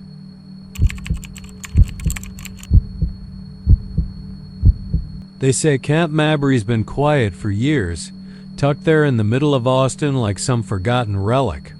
You drive past it on 35th Street and never think twice. Just another military installation Old brick buildings with ivy crawling. Up the sides, chain-link fences sagging from time and weather, the kind of place the world moved past. But there's one corner of that base where the grass won't grow, not anymore. One gravel lot behind the old barracks where even birds refuse to land. And if you ask the older guards, the ones with gray in their beards and tremble in their hands, they'll all tell you the same thing. The yelling never stopped. His name was Sergeant Abel Rourke. Old school Army. Served 2 tours in Vietnam. Stayed in the service after that, trained countless green recruits, and treated each one like they were his own personal disappointment. Rourke didn't believe in kindness. He believed in fear. Fear made you faster. Fear made you better. And if you were lucky, fear made you survive. That was his mantra. The privates called him Helmuth behind his back. Said his voice could strip paint from concrete. Said his spit could melt steel. Said when he screamed, it felt like your soul ducked for cover. But one day, sometime in the spring of '88, that yelling just stopped. Heart attack. That's what the report said. Dropped dead on the gravel lot during morning drills, his boots planted wide, whistle dangling from his neck. He just finished chewing out a scrawny kid from Waco who'd collapsed after 10 push-ups. Rourke leaned in close, shouted something so fierce the kid pissed himself right there on the ground, and then the old man froze, mid-roar, hand clutching his chest. One of the medics said his eyes looked more shocked than scared. Like even he couldn't believe death had the balls to interrupt him. They buried him with full honors. Folded flag, rifle salute, everything. But no one really cried. Not even his family. Not even the base commander. Hell, some of the younger guys went out drinking that night to celebrate. Camp Mabry got quieter. For a little while, then the screaming came back. It started with the new recruits. Middle of the night, some kid would come pounding on the officer's door, white as a sheet, insisting he heard someone screaming his name from outside the window. Real specific stuff, too. Like, "Get your lazy ass up, Patterson." Or, "You. Call that a goddamn sit-up, Morales?" And always with that voice. Gravel rough. Fury packed into every syllable like a loaded shotgun. At first they blamed it on nerves. First week jitters. But then the senior staff started hearing it too. Even the night watch. Even the chaplain. Even civilians who didn't know Rourke from. Adam, one janitor, said it felt like the voice punched the air out of his lungs. Like someone shouting straight into his spine. The yelling came only at night. Right around 0330, same hour he died. If you were unlucky enough to be near the old drill lot, you'd hear boots pacing on the gravel, sharp, angry stomps in slow rhythm, and then the yelling would start. Not just general shouting anymore. Not just random abuse. The voice knew your name, knew your rank, knew your worst fear and your home address and that little secret you thought you buried during deployment. It got so bad that they stopped doing drills out there altogether. They roped off the area, called it maintenance zone, but everyone knew the truth. One night in '96, a new lieutenant decided to prove it was all just superstition. Walked onto the lot after hours with a flashlight and a smirk, daring the old ghost to say something. They found him 2 hours later. He'd pissed himself, clawed his own face raw, and was screaming the Pledge of Allegiance over and over, like it was the only thing keeping him sane. He got discharged with acute psychological trauma. Never said a word after that. Still hasn't. Some say the ghost of Rourke can't let go because he never finished the mission. That he was trying to mold the perfect soldier, and every generation that came after failed him a little more. Others say he doesn't even know he's dead. That in his twisted mind, the drills never stopped. Time broke for him the moment his heart gave out. There's one story that sticks with me, though. Came from an old guard named Stevens. Said one Night, he was walking perimeter alone and past the edge of the gravel lot. He paused, just for a second, lit a smoke. And he heard it. "Sergeant Stevens, you always were a fat, lazy coward. Drop and give me 20. The voice was right behind him. Not loud this time, not angry. Just disappointed. The kind of disappointment that gets inside you and eats everything good you ever thought about yourself." Stevens did the push-ups. Right there in the dirt. Said he didn't even think about it, just dropped to the ground like his body remembered orders his brain had long forgotten. And when he finished, the voice said, "Not bad, soldier." Then silence. Not a whisper. After that, Stevens never went back to that part of the base. Retired the next week. Started working at a hardware store in Bastrop. He never tells war stories. But if someone asks about Camp Mabry, he just says, "Some ghosts don't haunt you with moans and chains. Some ghosts just want you to be better." They've tried exorcisms, priests, rabbis, even a Buddhist monk. Nothing sticks. The yelling keeps coming. Every few months, a new recruit hears it and runs screaming from the barracks. But the army doesn't like admitting to ghosts. So they cover it up, write off the trauma, send the kids home with pills and dishonor. And still, every night, around a 330, if you stand near the gravel lot and hold your breath, you'll hear him. Sergeant Rourke. The drill sergeant who died, but kept yelling, calling your name like you're already late, daring you to fall in line, and God help you if you don't.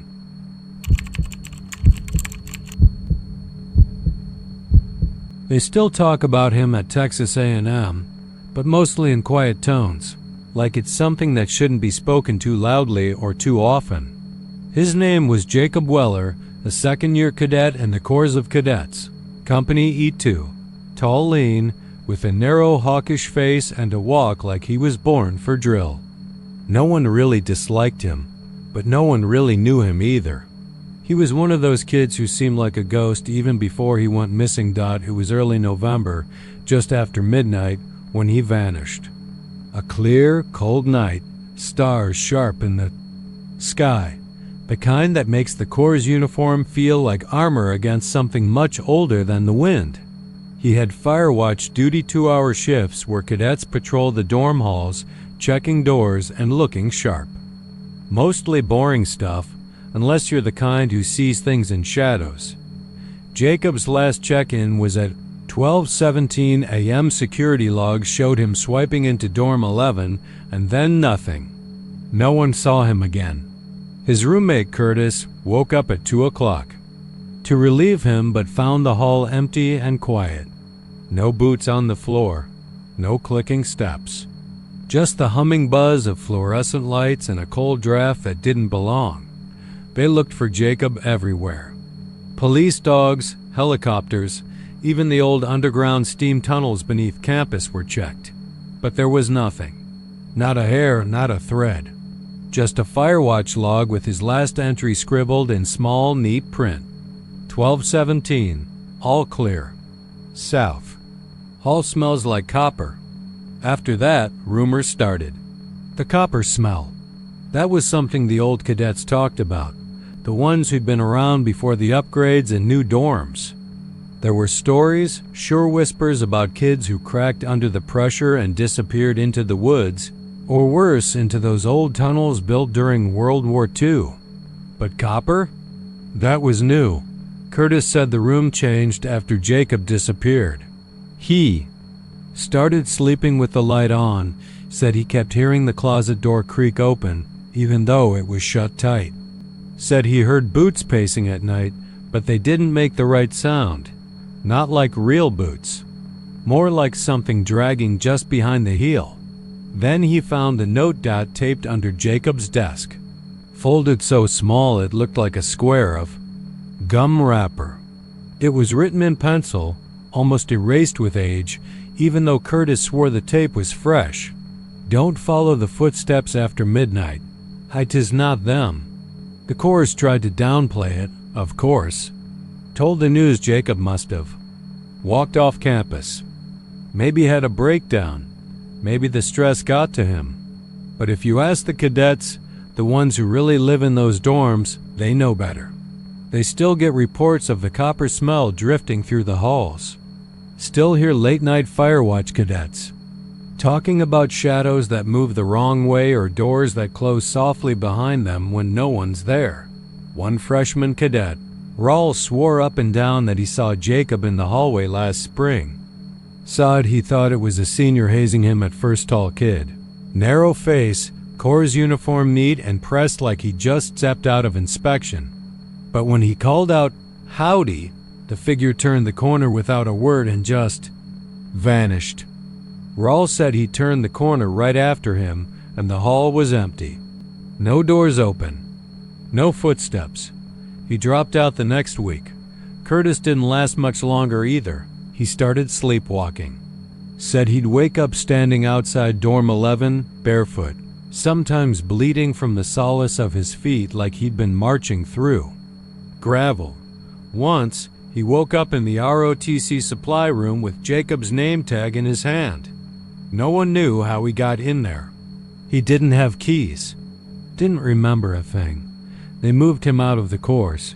He doesn't talk much now, lives with his parents in Plano and takes online classes. His eyes are strange, like he's always looking at something behind you. Every so often, another cadet goes missing for a few hours. They're usually found sleeping in odd places, under stairwells, in maintenance closets, or in the middle of the quad with their boots off and their eyes wide open like they've seen something that tore them apart inside. They never remember what happened. Not really, but a few of them have said one thing that they followed. Footsteps.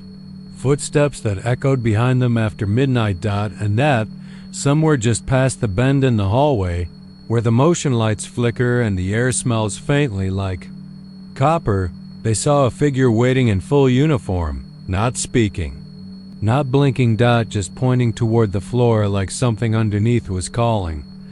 They say if you follow, you don't always come back. And if you do, you leave pieces behind. Pieces you can't get back, so if you're ever at Texas A&M late at night, walking those narrow ancient halls with their polished floors and quiet shadows, and you smell copper or hear footsteps where there should be none, don't turn around. And whatever you do, don't follow.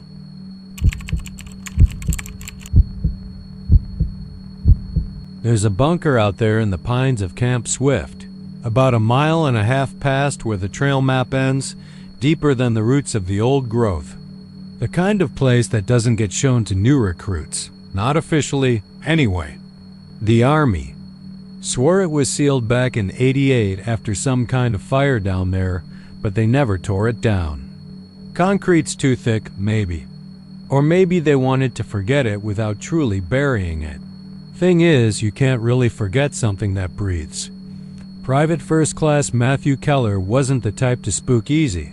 Grew up in Midland, where you learn young how to sleep through coyotes, dust storms, and your old man screaming at the walls. By the time he got to Camp Swift for infantry training, he thought there was nothing left on this earth that could rattle him. That changed in early October, right after the temperature started to drop and the fog rolled in thick in the early mornings like spilled milk. There was a guy in Keller's unit, Rodriguez. Mouthy, always cracking jokes, half of them filthy, the other half dumb as hell. He started talking about the bunker one night during Firewatch.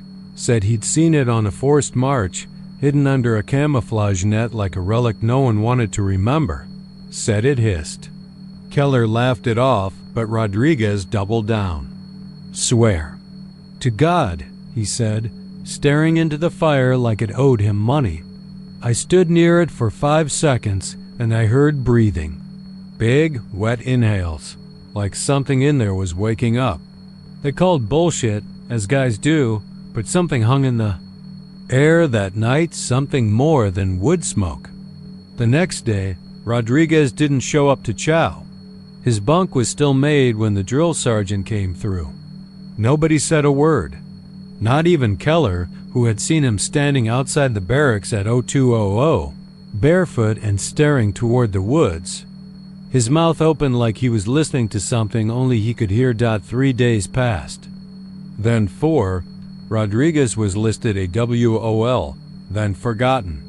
That was the Army way, but Keller couldn't let it go. He kept thinking about those woods, about that patch of land past the trailhead where everything got too quiet, where the trees leaned, like they were eavesdropping. One night, when the fog came back thick as soup, Keller followed the direction Rodriguez had pointed toward when he stood frozen outside. He slipped out after lights out, through the wire fence, past the rusting. Sign half swallowed by ivy that read, Restricted Area Nitrogen Monoxide Entry. His boots crunched leaves, but nothing else made a sound. Not the frogs, not the birds, not even the wind. He found it just like Rodriguez said. The bunker squatted there under a moldy canvas net, looking more like a sunken mausoleum than anything. Military. The steel door was dented in places, scorched black in others. It had no handle, just a narrow gap at the base like a breathing mouth. And that's exactly what it sounded like, wet labored breathing. A rhythmic pull of air that didn't belong in any structure made by man. Keller crouched beside the door, heart pounding like rifle fire in his chest. He told himself it was wind pushing through broken vents. That's all. Just wind. But then, something inside the bunker tapped back. It wasn't metal on metal. It was soft, organic, a finger, maybe more than one. And after the tapping came the whispering, not in English, not in any language Keller could name, but he understood it. Deep in his bones. It said, come closer. He didn't remember opening the door because there was no way it should have opened. But it did, with a sound like wet lungs tearing apart. He stepped into pitch blackness, hand outstretched, feeling stone walls that pulsed faintly like the inside of a body. His flashlight flickered and died. And still he walked out inside. Time didn't make sense. There were corridors that led to more corridors, and those to rooms full of rusted beds, broken tools, and bloodstains that looked recent. There were names carved into the concrete: Miller 1971, Connors 1985, Reyes 1994, and one carved fresh, Rodriguez 2025. Underneath it, still wet, was Keller 2025. He ran then, or he thought he did. The walls closed around him like lungs exhaling, forcing him back toward the door. It slammed shut behind him. Locked, sealed. He beat on it until his hands bled. The bunker breathed, slower now, like it had eaten, and was satisfied. They found him the next morning 1/2 mile from the restricted zone, curled up under a tree and muttering nonsense. He had dirt under his fingernails, blood on his dog tags, and his boots were gone. So were the bottom 3. Buttons of his fatigues, as if someone had undone them carefully, lovingly. They discharged him a week later. PTSD, they said. He never went home, just wandered. Sometimes folks see him around Bastrop, walking the edge of the woods like he's looking for something he lost. Camp Swift still stands. They say there's nothing strange about it. Just a regular training facility. Nothing hidden. No secrets. But some nights, when the fog comes thick and heavy, you can still hear it. That breathing. Deep and wet and patient. Like something down there is dreaming. And it dreams of you.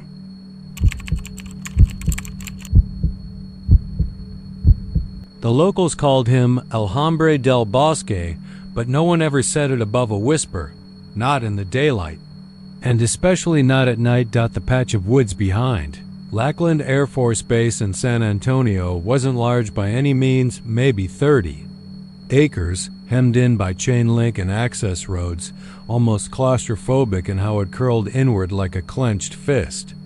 It wasn't the kind of place that drew hikers or kids looking for adventure. Even the wildlife avoided it. No birds sang there. No deer grazed at its edge. What it had, though, was a long history of things going wrong. In 1981, a training cadet named Mark Trevino disappeared during a routine morning jog. His body was never found. In '92, a security officer stationed at the gate claimed he saw someone or something staring at him from the tree line for 6 nights straight. Each time, the figure was a little closer. On the 7th night, the officer put a bullet in his own head inside the guard shack, leaving a note that just read, "It won't stop smiling." But the story doesn't really begin until 2004. That's when Staff Sergeant Eric Collier first noticed the man in the woods. Eric was a no-nonsense kind of guy.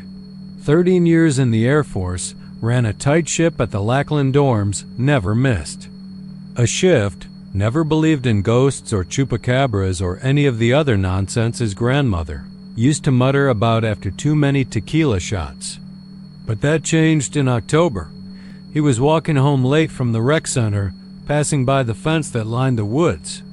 The moon was full and low, casting shadows sharp enough to slice meat. That's when he saw him, just a silhouette at first. A tall, thin man standing dead still between the trees. No movement, no sound, just watching. Eric stopped, squinted. "Sir, this is a restricted area," he called out. The figure didn't respond. Didn't flinch. Thinking it was some drunk kid from the barracks playing around. Eric marched to the fence and shone his flashlight in. That's when he saw the eyes. Yellow. Reflective like an animal's. But they were too high off the ground. And they didn't blink. Something about those eyes made his heart stutter. He felt like they were inside his skull, rooting around, picking apart every ugly memory he'd buried deep down. Stuff he didn't even tell his wife about. Things he thought only God remembered. The man in the woods took one step forward. That's all. Just one. Eric backed away. He told himself it was just some crackhead, maybe a raccoon on a stump, maybe he was overtired. He didn't file a report. He didn't tell anyone, but he started having dreams. In them, the man was always standing at the edge of the bed, silent, leaning over him. His mouth stretched too wide, like his jaw had unhinged. No lips, just teeth, rows of them, yellow and wet. When Eric tried to scream, nothing came out. Just dirt. He'd wake up choking on it, real soil on his tongue. Grit in his sheets, leaves. In his hair. By November, he was seeing the man everywhere. Reflected in windows, in the TV when it was off. Once, he caught him in the side mirror of his car while backing out of the commissary parking lot. Always just a glimpse. Never a confrontation. His wife left. Couldn't take it anymore. Said he talked in his sleep. Said he'd scream and cry and laugh all at once. Said she found muddy footprints on the carpet in the morning, too big to be. His They assigned Eric mandatory leave. Gave him a psych eval. But he didn't make it to the appointment. His neighbor found him in the backyard 2 days later, kneeling in the flower bed. His mouth had been forced open so wide his jaw was cracked. In 3 places, throat stuffed with leaves. Dead. Eyes wide. Terrified. Looking toward the woods. They fenced that area off tighter after that. Posted warnings. Increased patrols. But still, people see him. Cadets out late hear twigs snapping behind them. Security cams glitch out for whole minutes, and when the footage returns, someone's moved closer to the base. You can find forums. Online, late at night, where people trade their sightings like baseball cards. One girl swore she saw the man's arms weren't arms at all, but long roots like tree limbs stripped of bark. Another said he mimicked her father's voice to lure her into the trees.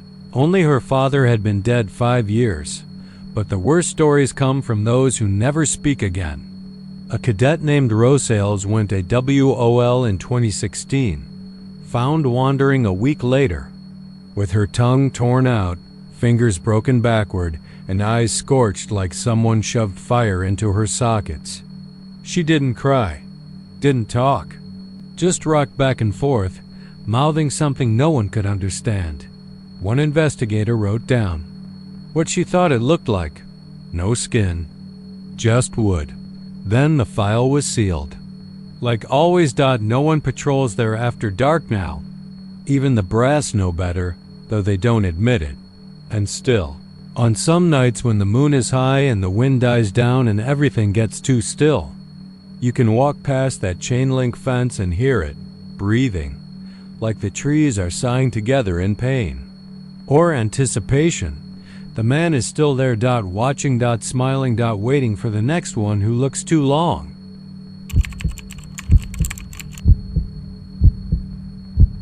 Nobody talks much about the old San Jacinto battleground after dark.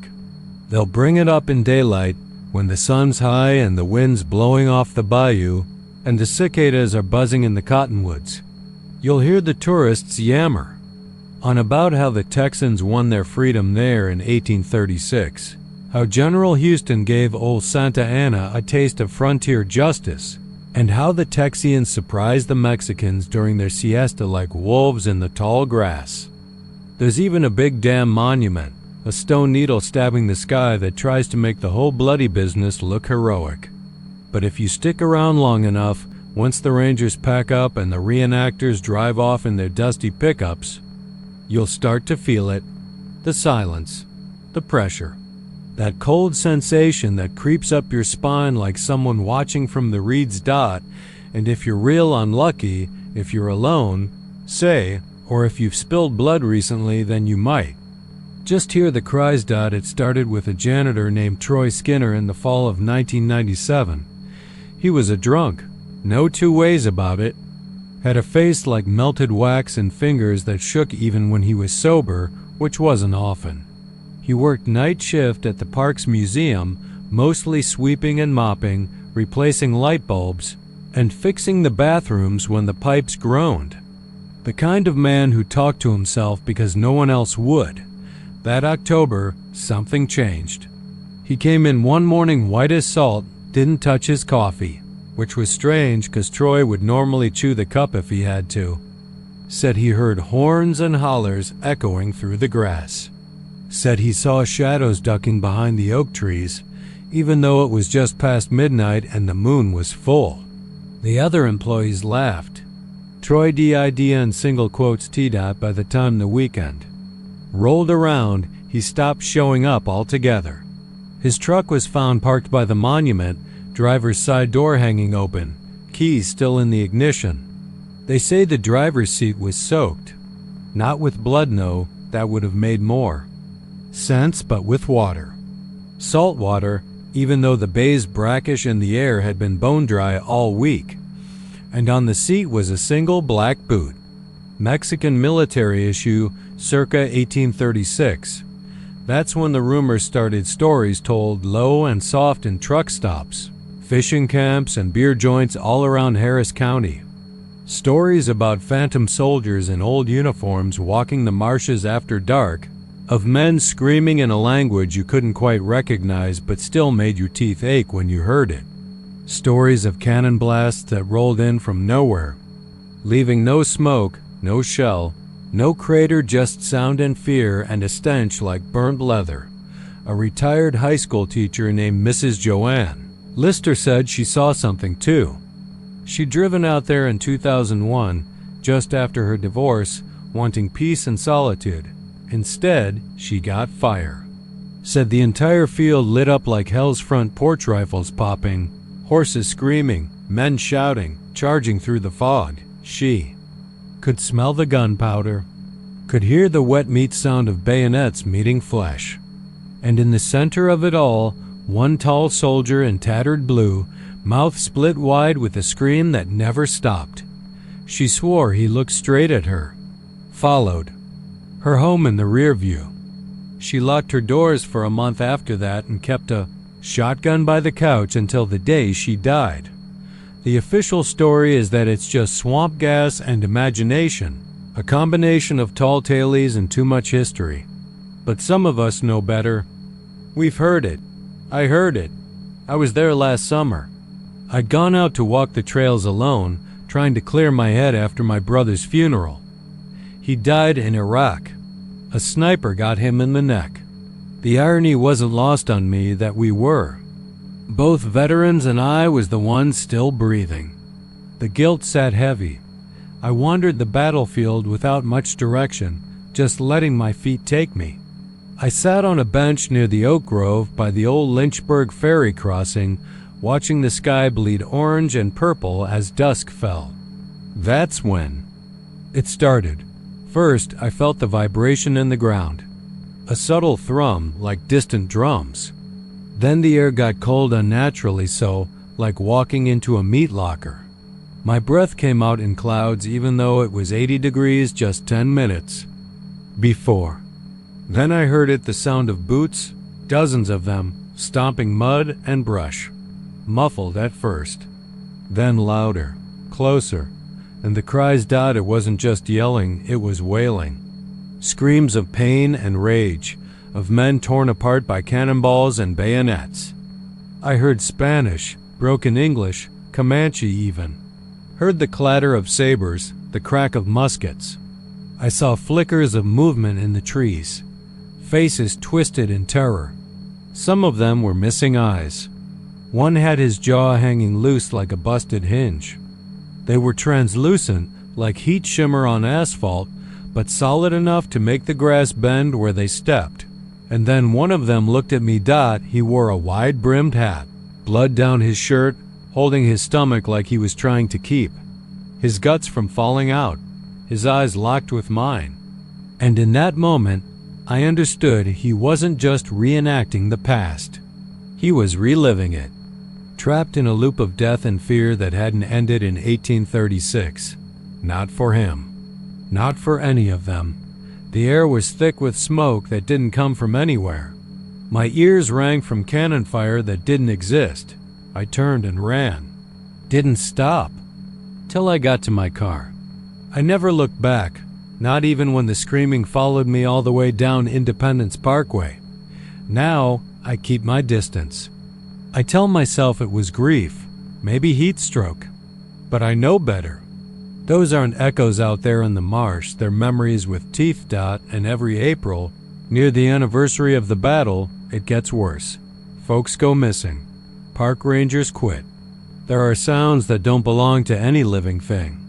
And sometimes, when the wind's blowing just right and the water's still, you can hear them, the war cries, not from the past, but from the dead who never left.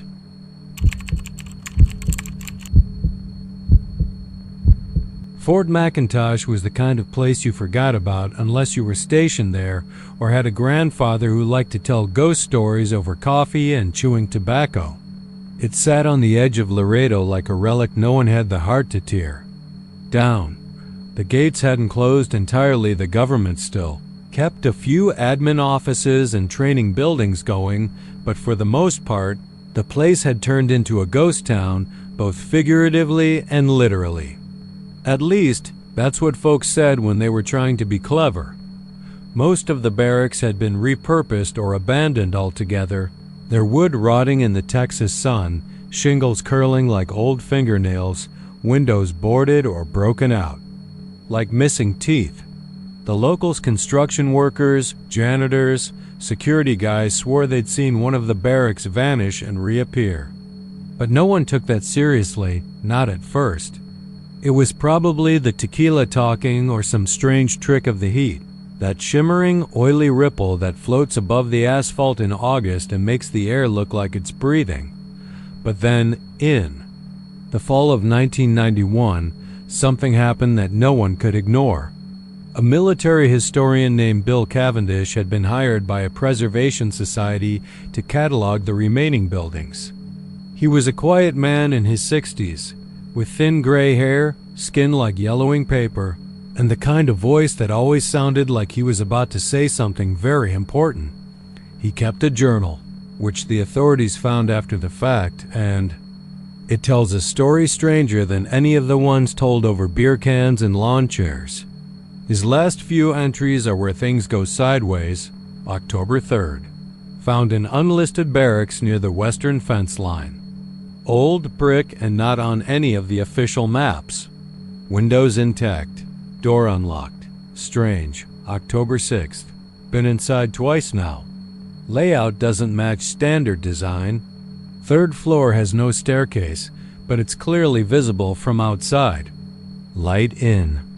Hallway flickers like it's got power, but there's no electricity to this part of the base. October 8th. Slept inside the barracks last night. Don't ask why. Woke up with an ache in my chest and the smell of wet wood in my nose. Something moved down the hall. Heard boots. No one else is supposed to be here.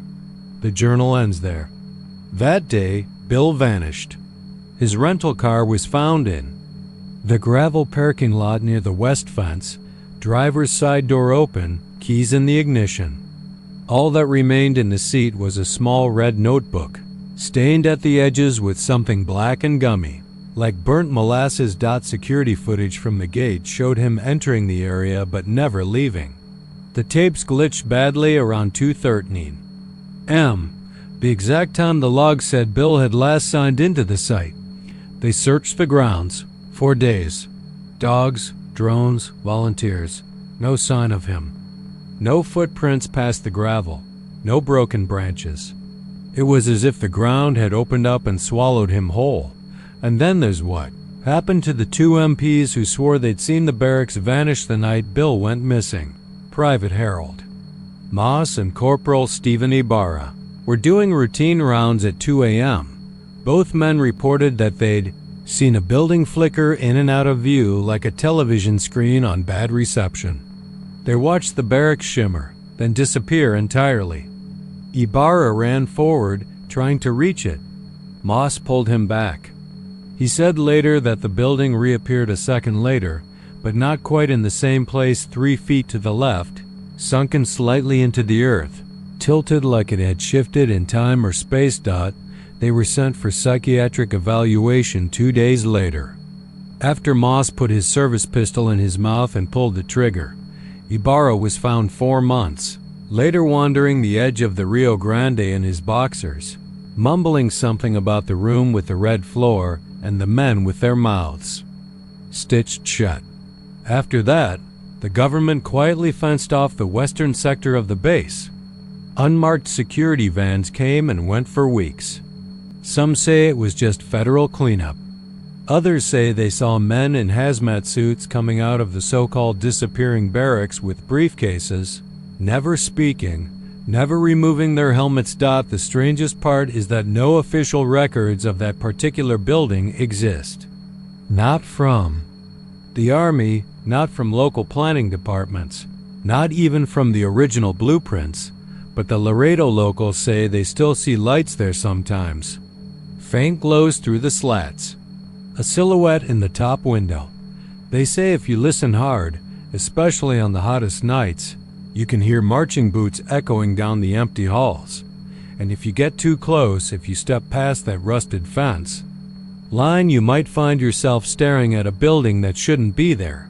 Its bricks damp with rot, its windows watching like eyes. The smart ones turn back, the curious ones knocked out, and the desperate ones go inside. They don't come out.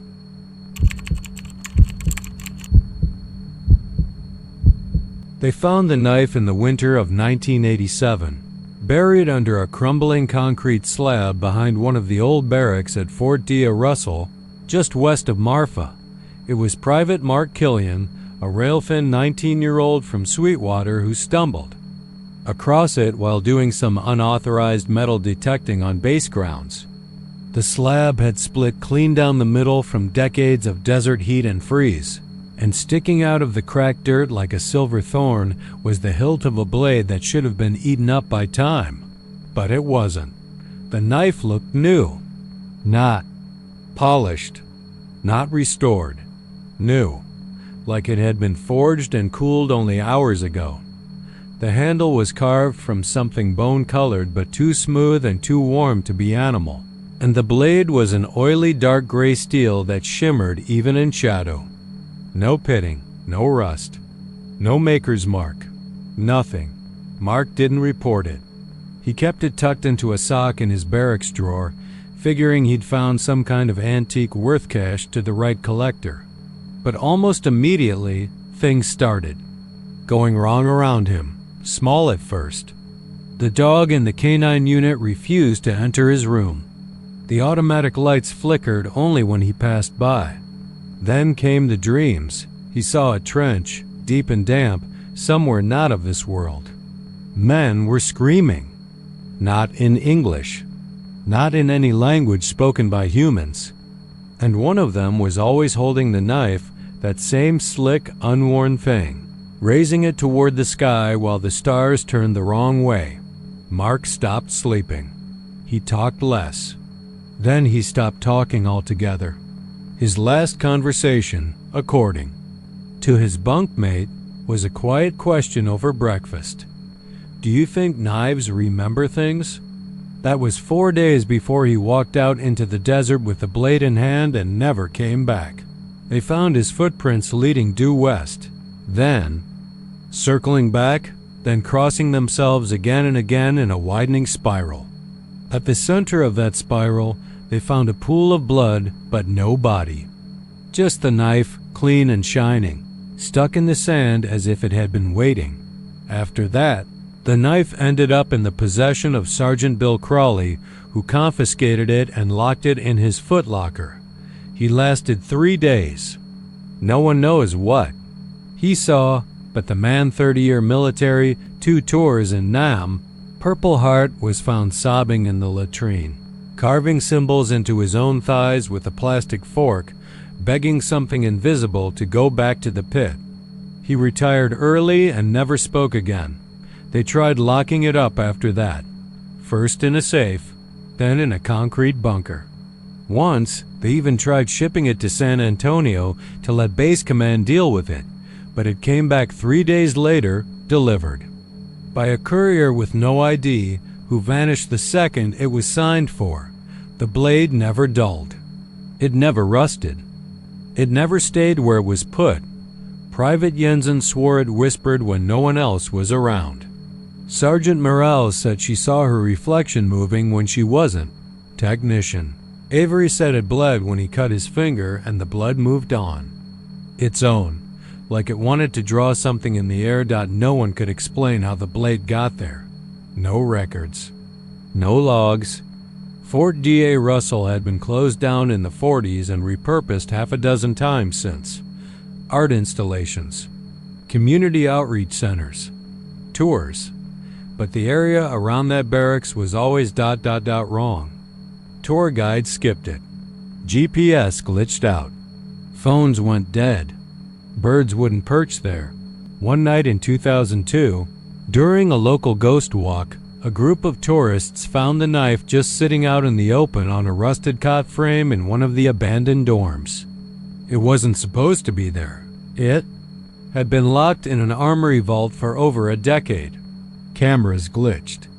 One man, a college professor from Lubbock, picked it up and cut his palm without meaning to. He bled black for almost a minute before collapsing.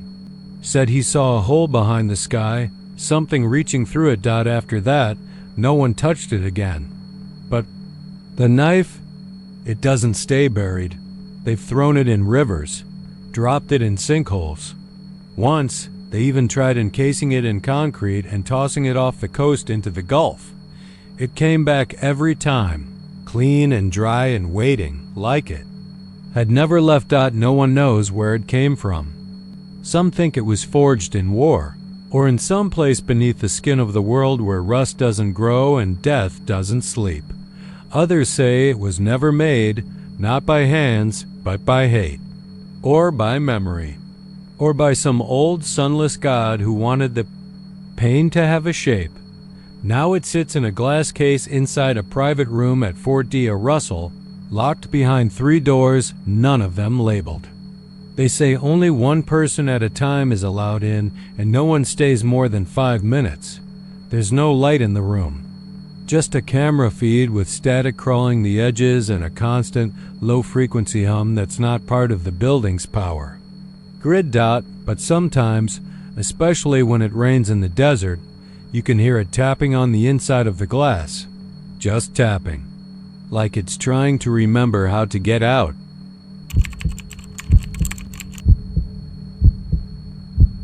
Ellington Field had its ghosts.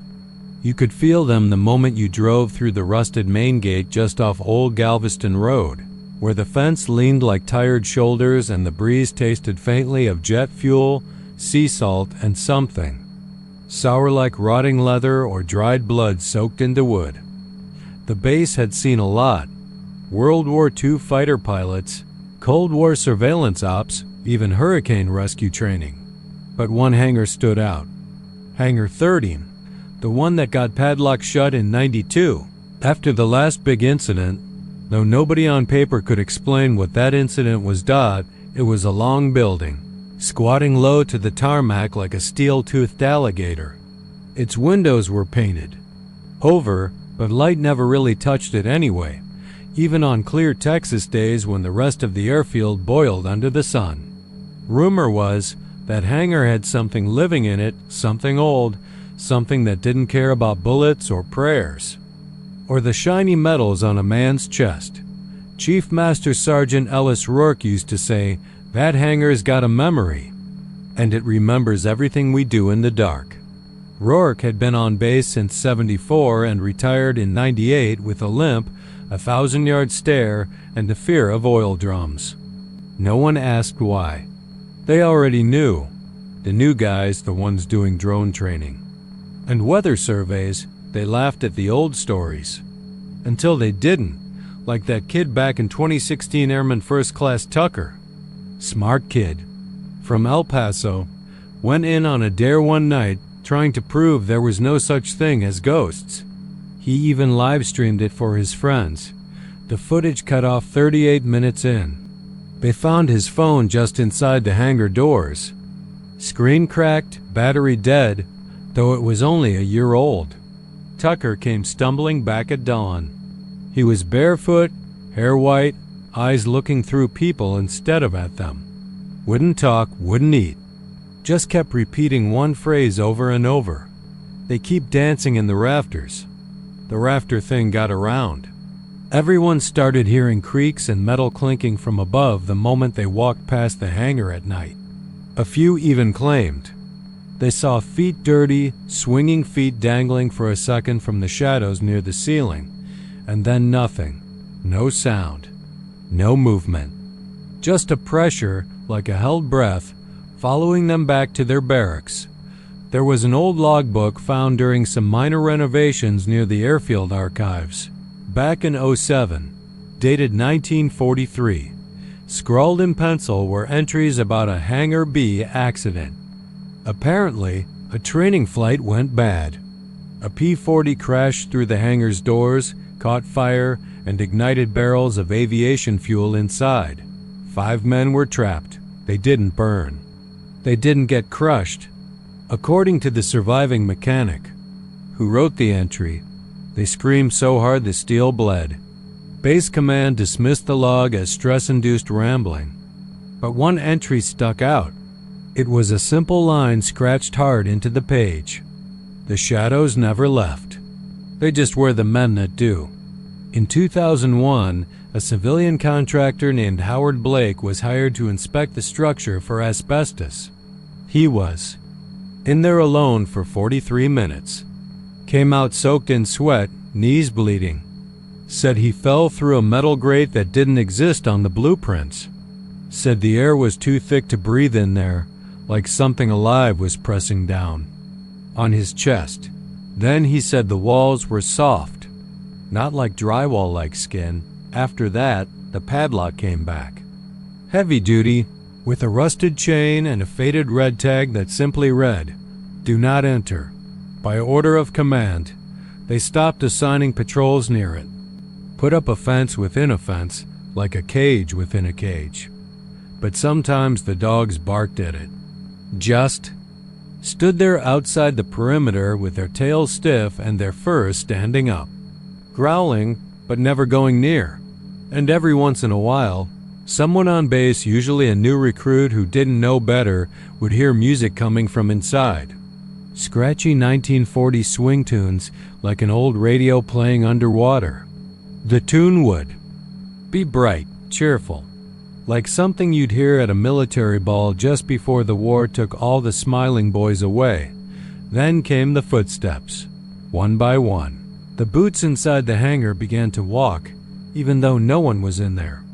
The sound of marching, slow and wet, and if you stood too long listening to it, you'd start to see faces in the seams of the hangar walls. Young, tired, melting into the metal. Eyes that blinked slowly and watched you like a prisoner behind. Thick glass. They say Rourke once tried to burn it down after his retirement. Came back with a gas can and a matchbook, muttering something about freeing the dancers. He made it as far as the doors before dropping the gas can and staring upward, as if something on the roof had whispered his name in his father's voice. He wet himself, fell to his knees, and never spoke again. His daughter now keeps him in a home just outside Conroe.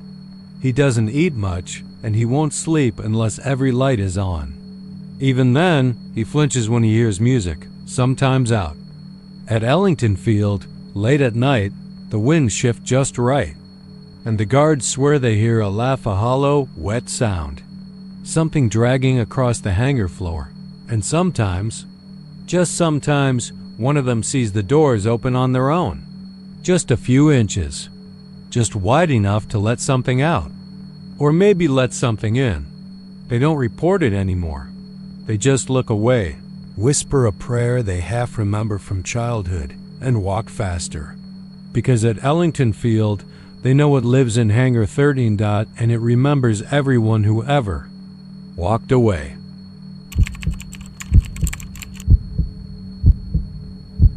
They say you can hear him at dusk when the wind comes low and slow through the loblolly pines that edge the Red River Army Depot just south of Texarkana. That place is old, older than it looks, even with all the new fences and steel sheds built.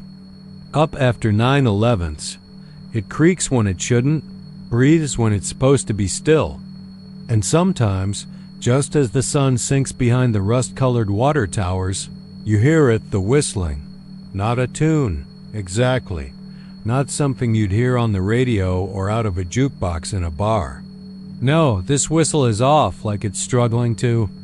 Remember how the notes go. It rises and falls in odd places, too sweet in some moments, then sour and sharp like broken glass the next, and it never stops at the same time. Sometimes it fades into nothing. Sometimes it cuts out sharp, like the breath got yanked out of whoever was making it. They call it the whistling sergeant. The old-timers who worked the night shift or pulled gate duty in the 70s and 80s will talk about him if you catch them after. A few drinks. Not right away, though. Not until they're sure you won't laugh. Or, worse, believe them. The story goes like this. Back in '67, there was a staff sergeant named James Buck Hanley. Korean War vet, broad-shouldered, big square head, eyes like marbles in a bowl of ice water, a lifer through and through, the kind of man who made it his mission to scare new recruits into shape. He'd walk the line at 4 a.m., whistling that weird little tune of his, a mashup of Yankee Doodle and something that sounded like a lullaby sung by someone who never had kids of their own. He believed in discipline, cold showers, locked bunks, rifle drills before breakfast. And he had a temper when you didn't want to meet in a dim hallway or behind a stack of crates. There were rumors, there always are, that he knocked a kid's teeth out during inspection, that he held a trainee's head underwater until the guy stopped kicking. The MPs looked the other way. Red River was a dumping ground for supply men, ordnance handlers, and those too broken or too dangerous to be stationed somewhere people cared about. You could disappear there. A lot of folks did.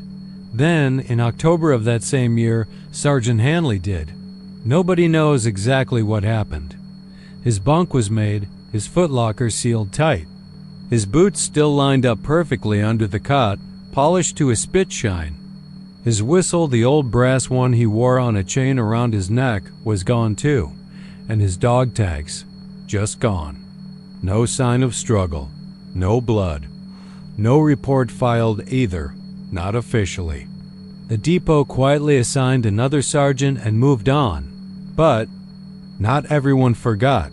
2 months after his disappearance, a private on midnight fuel guard started screaming just before dawn. When they found him, he was curled up in the snow beside the empty drums, eyes glassy and mouth moving like he was still trying to scream but couldn't. He'd lost his voice. Just gone, like someone had reached in and snatched it out of his throat. Took weeks before he could write clearly what had happened. Said he heard the whistle coming from the tree line. Said it circled him. Said it spoke without speaking, and that it knew his name, his rank, even his mother's maiden name. Then came the others. One by one, men and women on night watch started, reporting the same thing. A sound like a distant whistle that came closer and closer, even when no one was on patrol. A shadow moving through the spaces between floodlights, too big to be human but too thin to be anything else. Some said it watched them. Others swore it whispered rules, military code, inspection times, instructions barked out in that same stiff tone Hanley had used. Only no one was there. In 1974, a corporal disappeared just like Hanley. Left his post, rifle slung, boots lined up. A week later, the night shift found his helmet resting on the gate, a whistle tucked neatly inside it. That's when they shut that part of the depot down for good. Officially, it was a restructuring due to budget cuts, but everyone knew. You don't lock up a whole supply sector unless something's wrong. Real wrong. Still, the whistling didn't stop. Guards on other posts would hear it in the dead hours, always around the same time, 6:17 p.m. like roll call. And always from the old section now fenced off and overgrown with tall grass and rotting. Pallets of God knows what from forgotten wars. By the 90s, folks just accepted it. New recruits were warned with a wink and a smirk, the same way you warn kids about Bloody Mary. Don't whistle after dark. Don't walk alone near the fence. And if you hear someone bark an order in a voice like dry gravel, don't look around. Don't answer. Just keep moving. Fast out there was one guy, though, who didn't listen. Private Jeremy Keene. Fresh out of basic, cocky, dumb as a box of hammers. Liked to mock everything. Rules, regulations, ghost stories. Sighed he'd go to the fence and whistle back. Said he'd bring a flashlight and a camera and catch the so-called sergeant on tape. They never found his body. Just the flashlight snapped clean in half in a boot, charred black at the toe like it had been dipped in acid. Inside the boot was a set of tags. Not Keene's, Hanley's. They buried them at the cemetery in Texarkana. But the next morning, the caretaker found the whistle lying in the dirt beside the fresh grave. Still warm. To this day, they say he's still walking the fence. Still checking the posts. Still expecting obedience, loyalty, silence. He doesn't like the lazy ones. Doesn't like the ones who slack. And he hates being forgotten. So if you're ever on post at Red River and the wind picks up and you hear that off-key whistling coming from somewhere behind the fuel tanks, don't move. Don't look. Just stand straight, hands at your sides, and hope to hell the sergeant walks on by.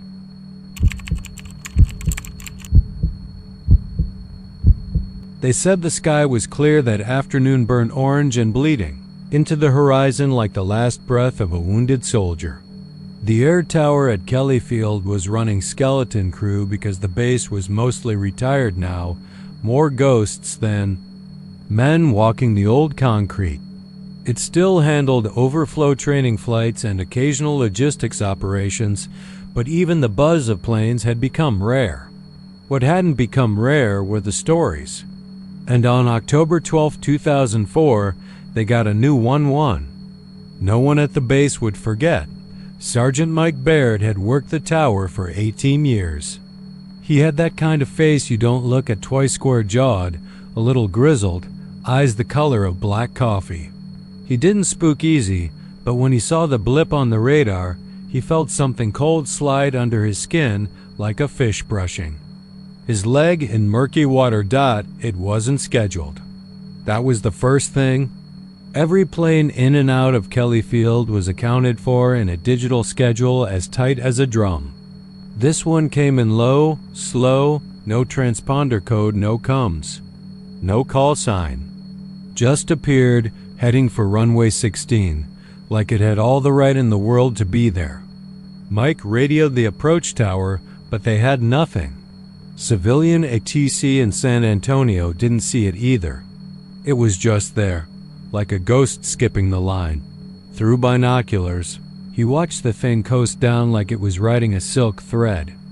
It wasn't a big plane, a C-47 World War II era military transport. Olive drab, weathered like it had been baking in the sun since Eisenhower. But it was flying clean, straight, precise, like someone who really knew what they were doing was at the yoke, except there was no one. When it touched down, tires barely squealing, it taxied to the edge of the runway and just stopped. No crew, no ground signals, no voice. And still, no transponder, no registration, nothing in the FAA database, nothing in Air Force records, and nothing on the tail but a faded set of numbers that looked like they'd been spray painted by hand. 486,247. Security team approached like they were stepping toward a coiled rattler. The closer they got, the worse it felt. Tech Sergeant Lena Ortiz was the first one to the fuselage. She later said the skin of the aircraft was cold, ice cold, even though the tarmac around it was cooking in 90-degree heat. She tried the side. Hatch unlatched easy. The stairs dropped with a rusty groan. The inside of the plane was stripped down to its ribs. No cargo, no seats. Just an empty steel belly and the smell of old oil and something else, something sour, like mildew and old meat. And yet, you could feel something in there, like the echo of breath that had once been real. Lena swore she heard shuffling up front, near the cockpit. Not footsteps, Boots, she said. Marching. Deliberate. She climbed toward the cockpit and nearly turned back halfway there. The overhead lights flickered on by themselves. One by one, like someone unseen was flipping switches. As she walked, she made it to the cockpit door, hand shaking, heart pounding against her ribcage like it was trying to dig its way out. She opened it and saw no one. The controls were intact. Stick, throttle, all analog, all dark. But what chilled her most was the headset still swinging gently from the hook like someone had just taken it off. That and the smell, God, she'd never forget that smell. Burnt hair and something deeper, something metallic and earthy, like soil soaked with blood. Maintenance came in to inspect the aircraft. No signs of recent use, no black box. No wiring upgrades, no GPS. Every system was analog, old school, mid-1940s issue. But the fuel in the tanks? Fresh, as if it had been refueled just hours ago. And the strangest part, some of the wires in the dash had been chewed through. Bitten, actually. Forensics said it wasn't rats. The bite radius was human. Word spread fast across the base. Someone dug up an old flight manifest from 1947.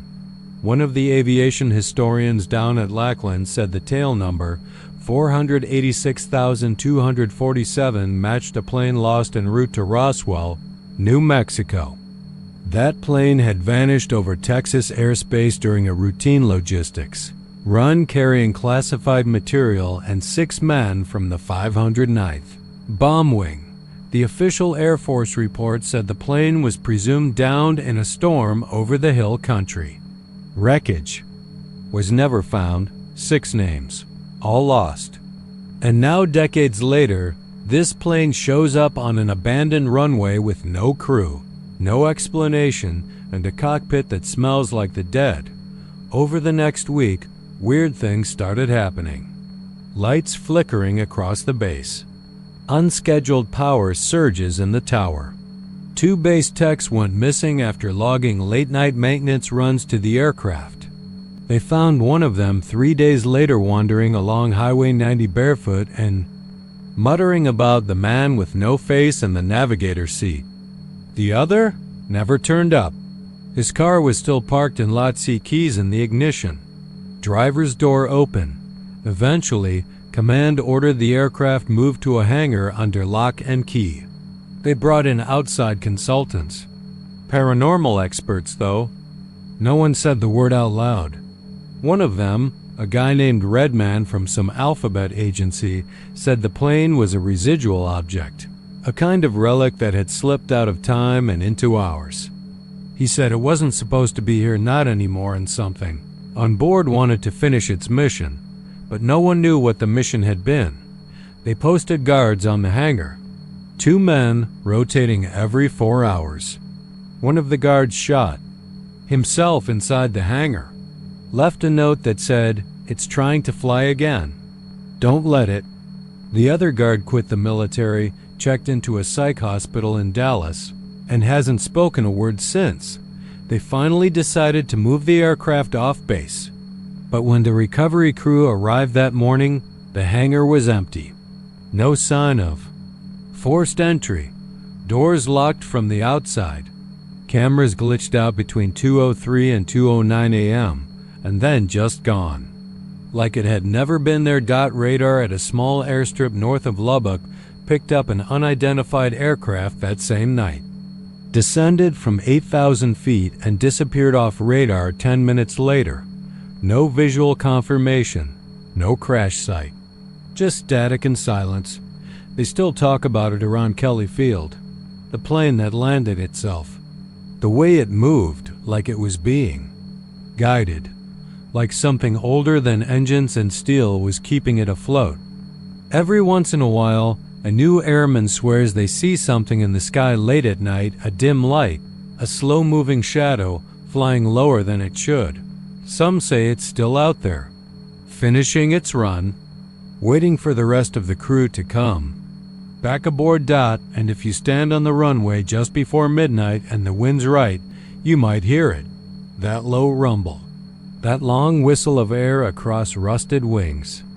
Or maybe it's just the sound of history trying to find its way home.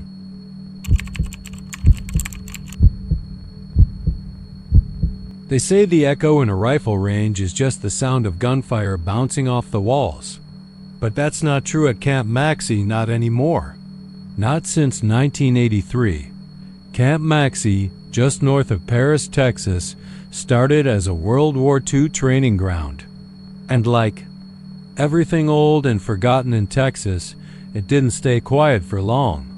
They shut most of it down in the late 40s, but the Texas National Guard still used parts of it, including the rifle range.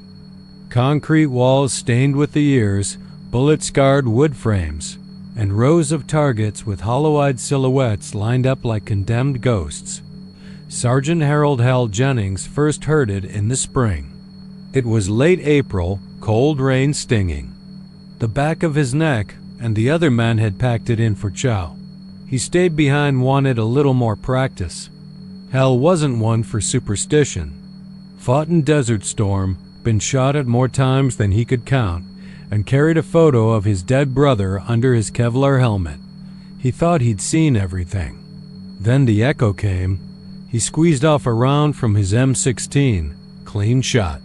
That sound cracked through the wet air and echoed off the range walls once, twice, a third time, then a fourth.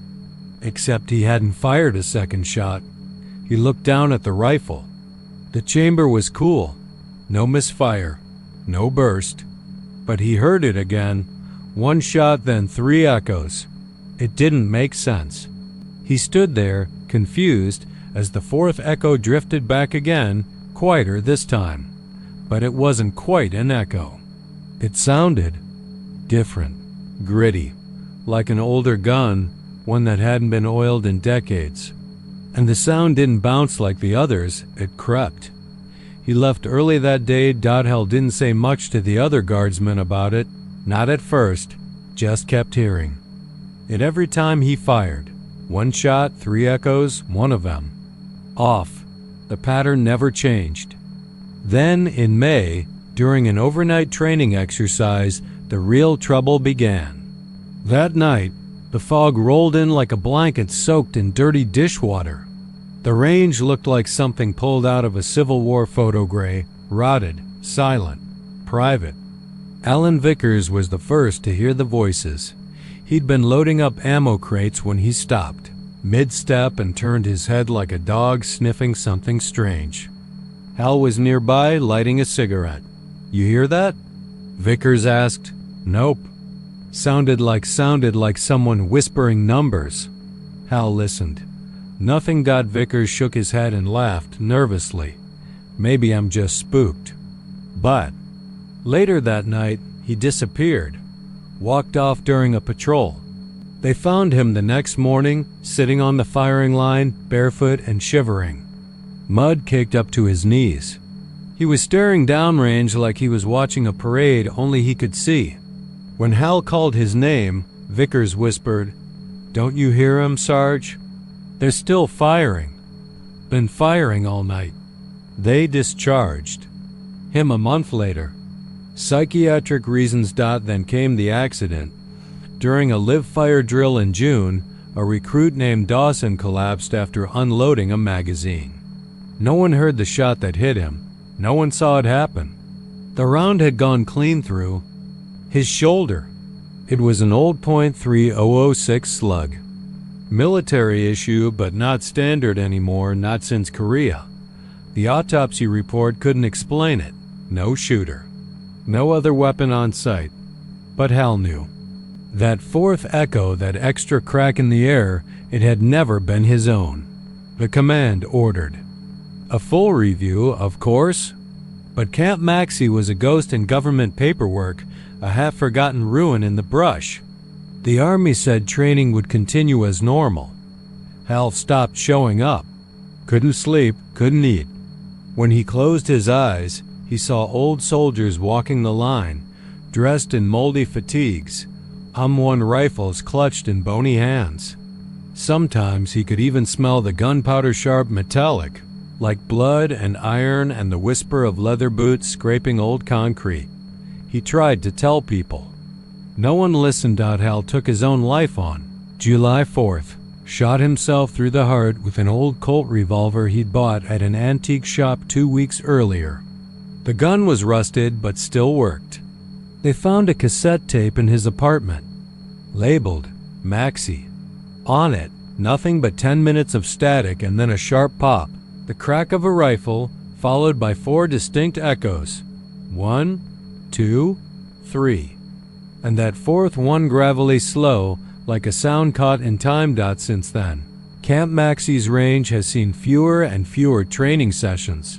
Too many complaints, too many odd reports.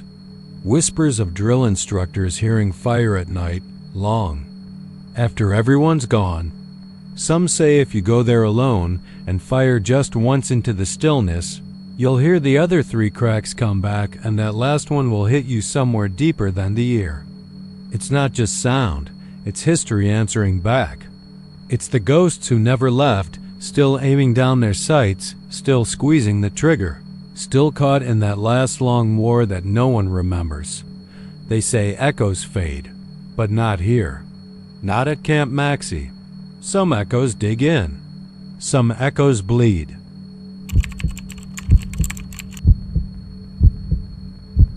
Nobody goes near the old testing grounds anymore, not even the base dogs. It's not official policy, there's no real fence, no signs that say keep out, and no MPs standing around with rifles and tired eyes, but it's one of those unspoken rules everybody just knows. Like how you don't whistle after midnight on post. Or how you don't answer the third knock if it comes too slow. The testing grounds sit like a dead limb off the main body of Fort Bliss. Miles of scrub and silence, dotted with rusting bits of military machinery, some of it scorched black, some riddled with holes, all of it abandoned like forgotten toys from a war that never quite ended. The desert reclaims what it wants, but there's one thing it hasn't taken back. A crater dotted. Wasn't always there.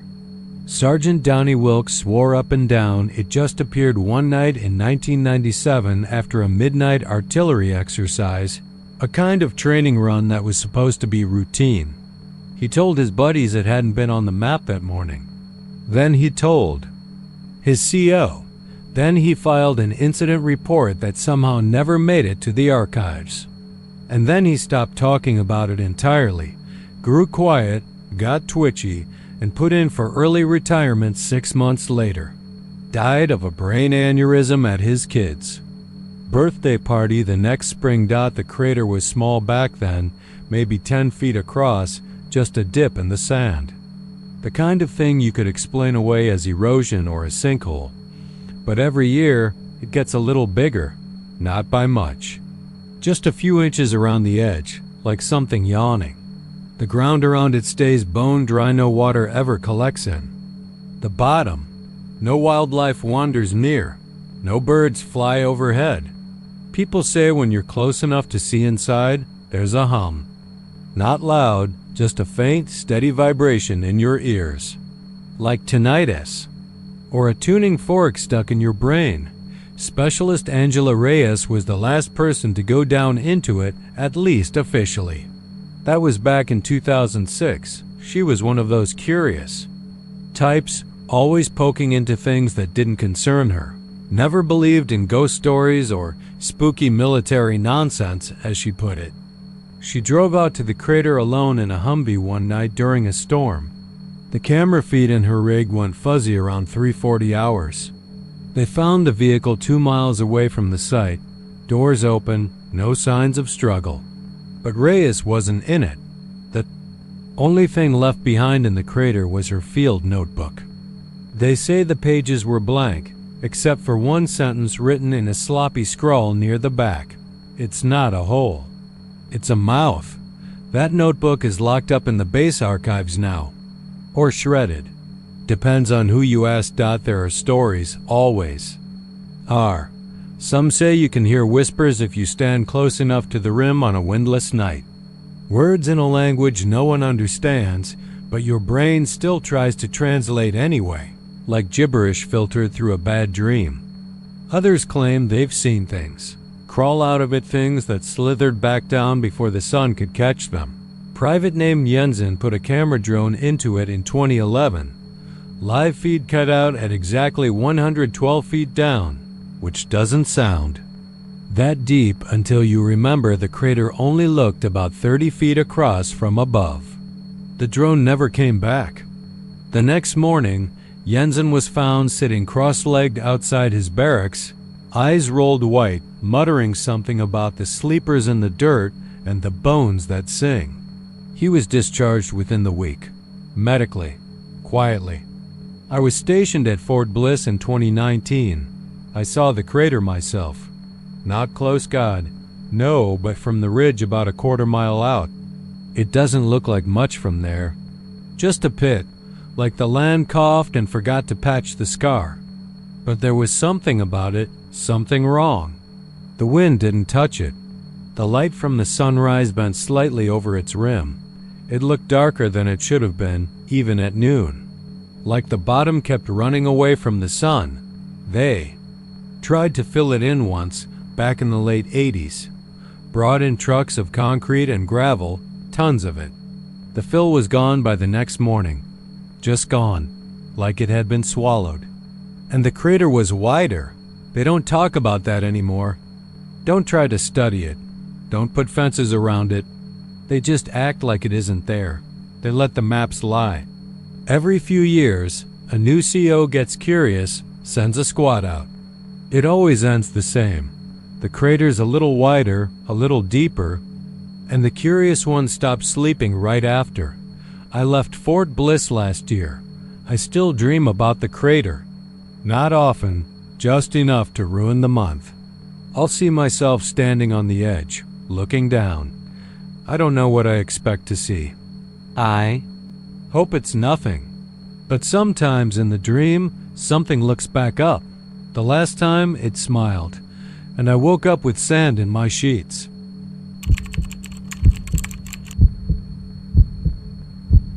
There's something unnatural about silence in a place meant for healing.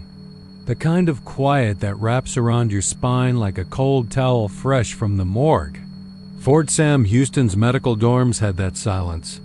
The kind of silence that didn't want to be disturbed. The kind of silence that pushed against your eardrums and dared you to breathe too loudly. Private. Miles Henley wasn't the kind of guy who believed in ghost stories. Not really. He'd done one tour in Kandahar, patched up more bullet wounds and shrapnel-ripped kids than he cared to count. Death had a smell, and it stuck in your nostrils like burnt metal and piss. He thought he'd left all that behind when he rotated into medical training at Fort Sam. Clean dorms, sterile white walls, state-of-the-art simulation labs. But the past, like the Army, always found a way to follow orders. His room 201C was tucked into the older wing of the dorms, the side they didn't show off to incoming recruits. The ceilings were too low, the plumbing moaned like something half alive in the walls, and the mirror above the sink had a strange ripple running through the glass like it was trying to remember a time before it was whole. It started with the tapping. 3 nights in, after lights out, he heard it. Tap, tap, tap, like metal against glass. The first time, he figured it was the guy next door screwing around. But when he leaned his head against the drywall, the room next door was quiet. No TV, no music, no murmured voices. Just more silence. Then came the dreams. Miles would wake drenched in sweat, heart hammering, with flashes of rusted blades and marching boots echoing through his skull. One dream kept repeating. A long, dim corridor. Medical stretchers abandoned, in rows, and a mirror at the far end glowing faintly in the dark. Behind the mirror, always just behind it, stood a man in a World War I medic's uniform. Not modern desert fatigues. Not even Vietnam era. This uniform was soaked in mud, spattered in black blood, and torn down the front. The man never moved. He only held something in his hands. A bayonet, jagged and dark with old gore. Miles started waking at 3:17 a.m. sharp every night.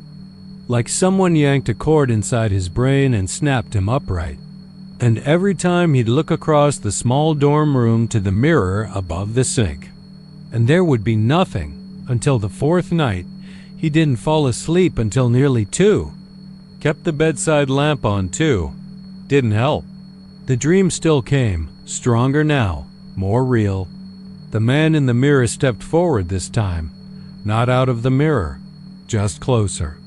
Enough that Miles could see the line of stitches running from the man's collarbone to his jaw.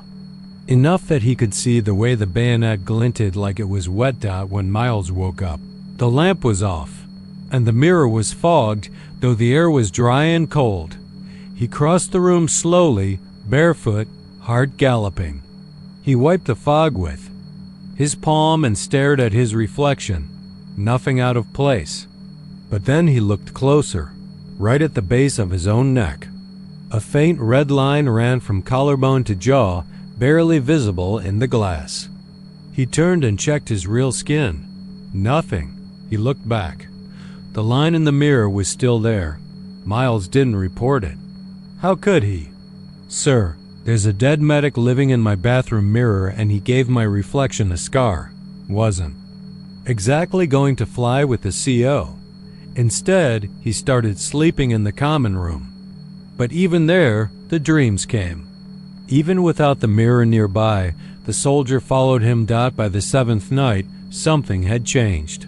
Miles wasn't just seeing the dead medic. He was hearing him. Words, not loud. Like radio chatter over bad speakers, muffled but angry. Commands shouted in some forgotten battlefield. Triage and kill. Bayonet the bleeders. Over and over again.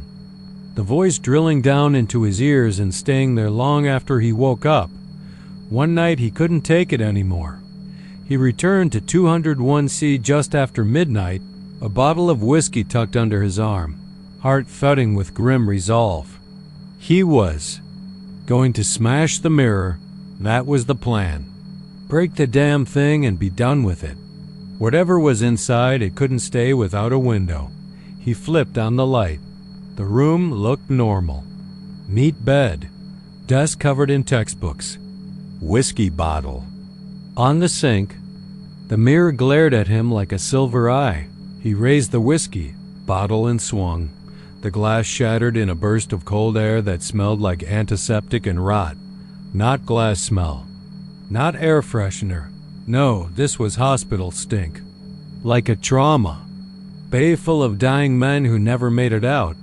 He staggered back, hand bleeding from the broken bottle. Shards of mirror glinted on the floor. But there, in the largest remaining piece of the mirror still clinging to the wall, was the soldier. Still there. Only now, his face was clearer. And his mouth was open, and he was screaming. Miles fell too. His knees clutching his head. The scream wasn't sound.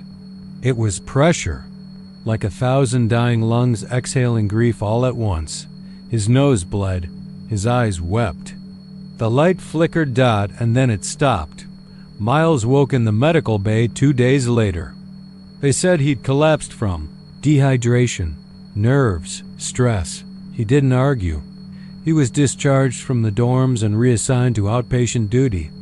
But late at night, after lights out, he still avoids the mirrors. Not just in the dorms, anywhere. Because once you've seen a ghost in the glass, you start to wonder how many mirrors have windows that don't show just your face. How many are gateways? Or prisons. And sometimes, just sometimes, when Miles closes his eyes and listens hard enough, he still hears the bayonet tap. Tapping against the glass, like it's waiting for another crack to open.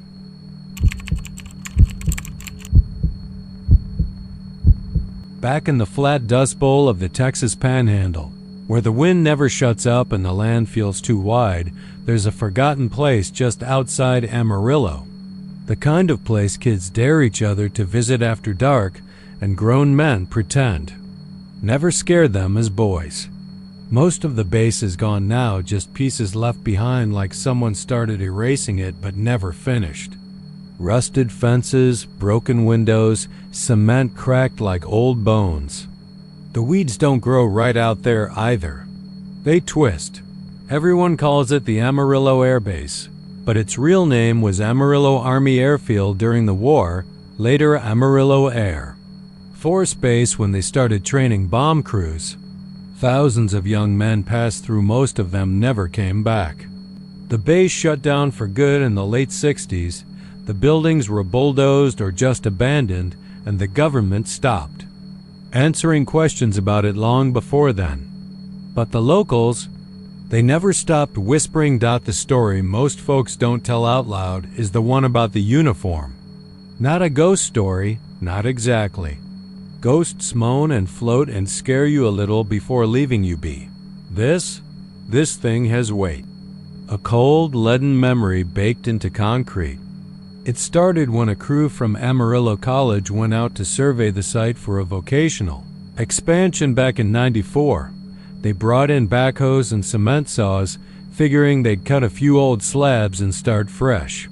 But one of the workers, Ricky Delmore, he hit something with the blade. Not rebar, not pipe, something soft. And then the smell came. It was like sour meat left out in the summer sun. But underneath that, Ricky said, there was this sweetness.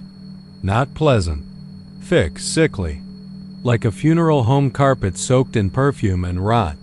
They called the sheriff.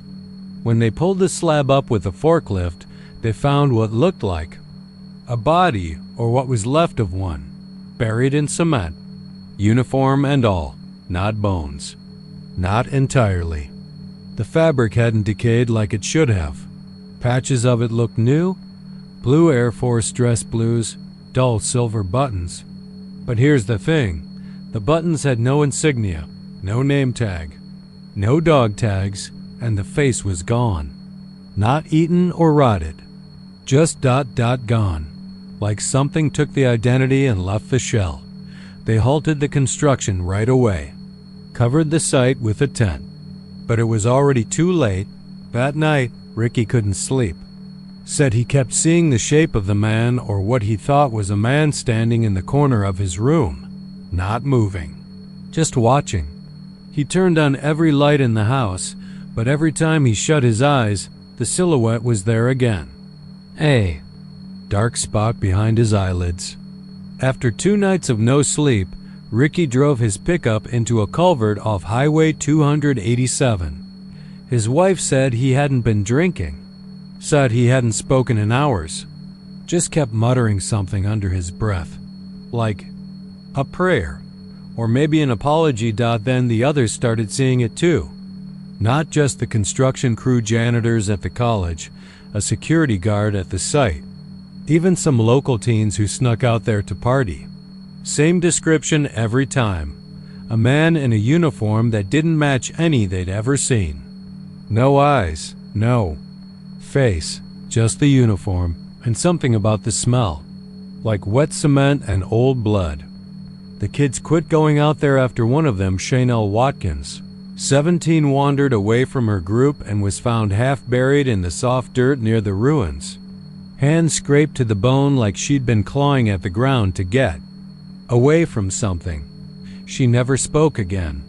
Her folks moved to Dallas, and the sheriff's report said exposure, but everyone knew that was a lie.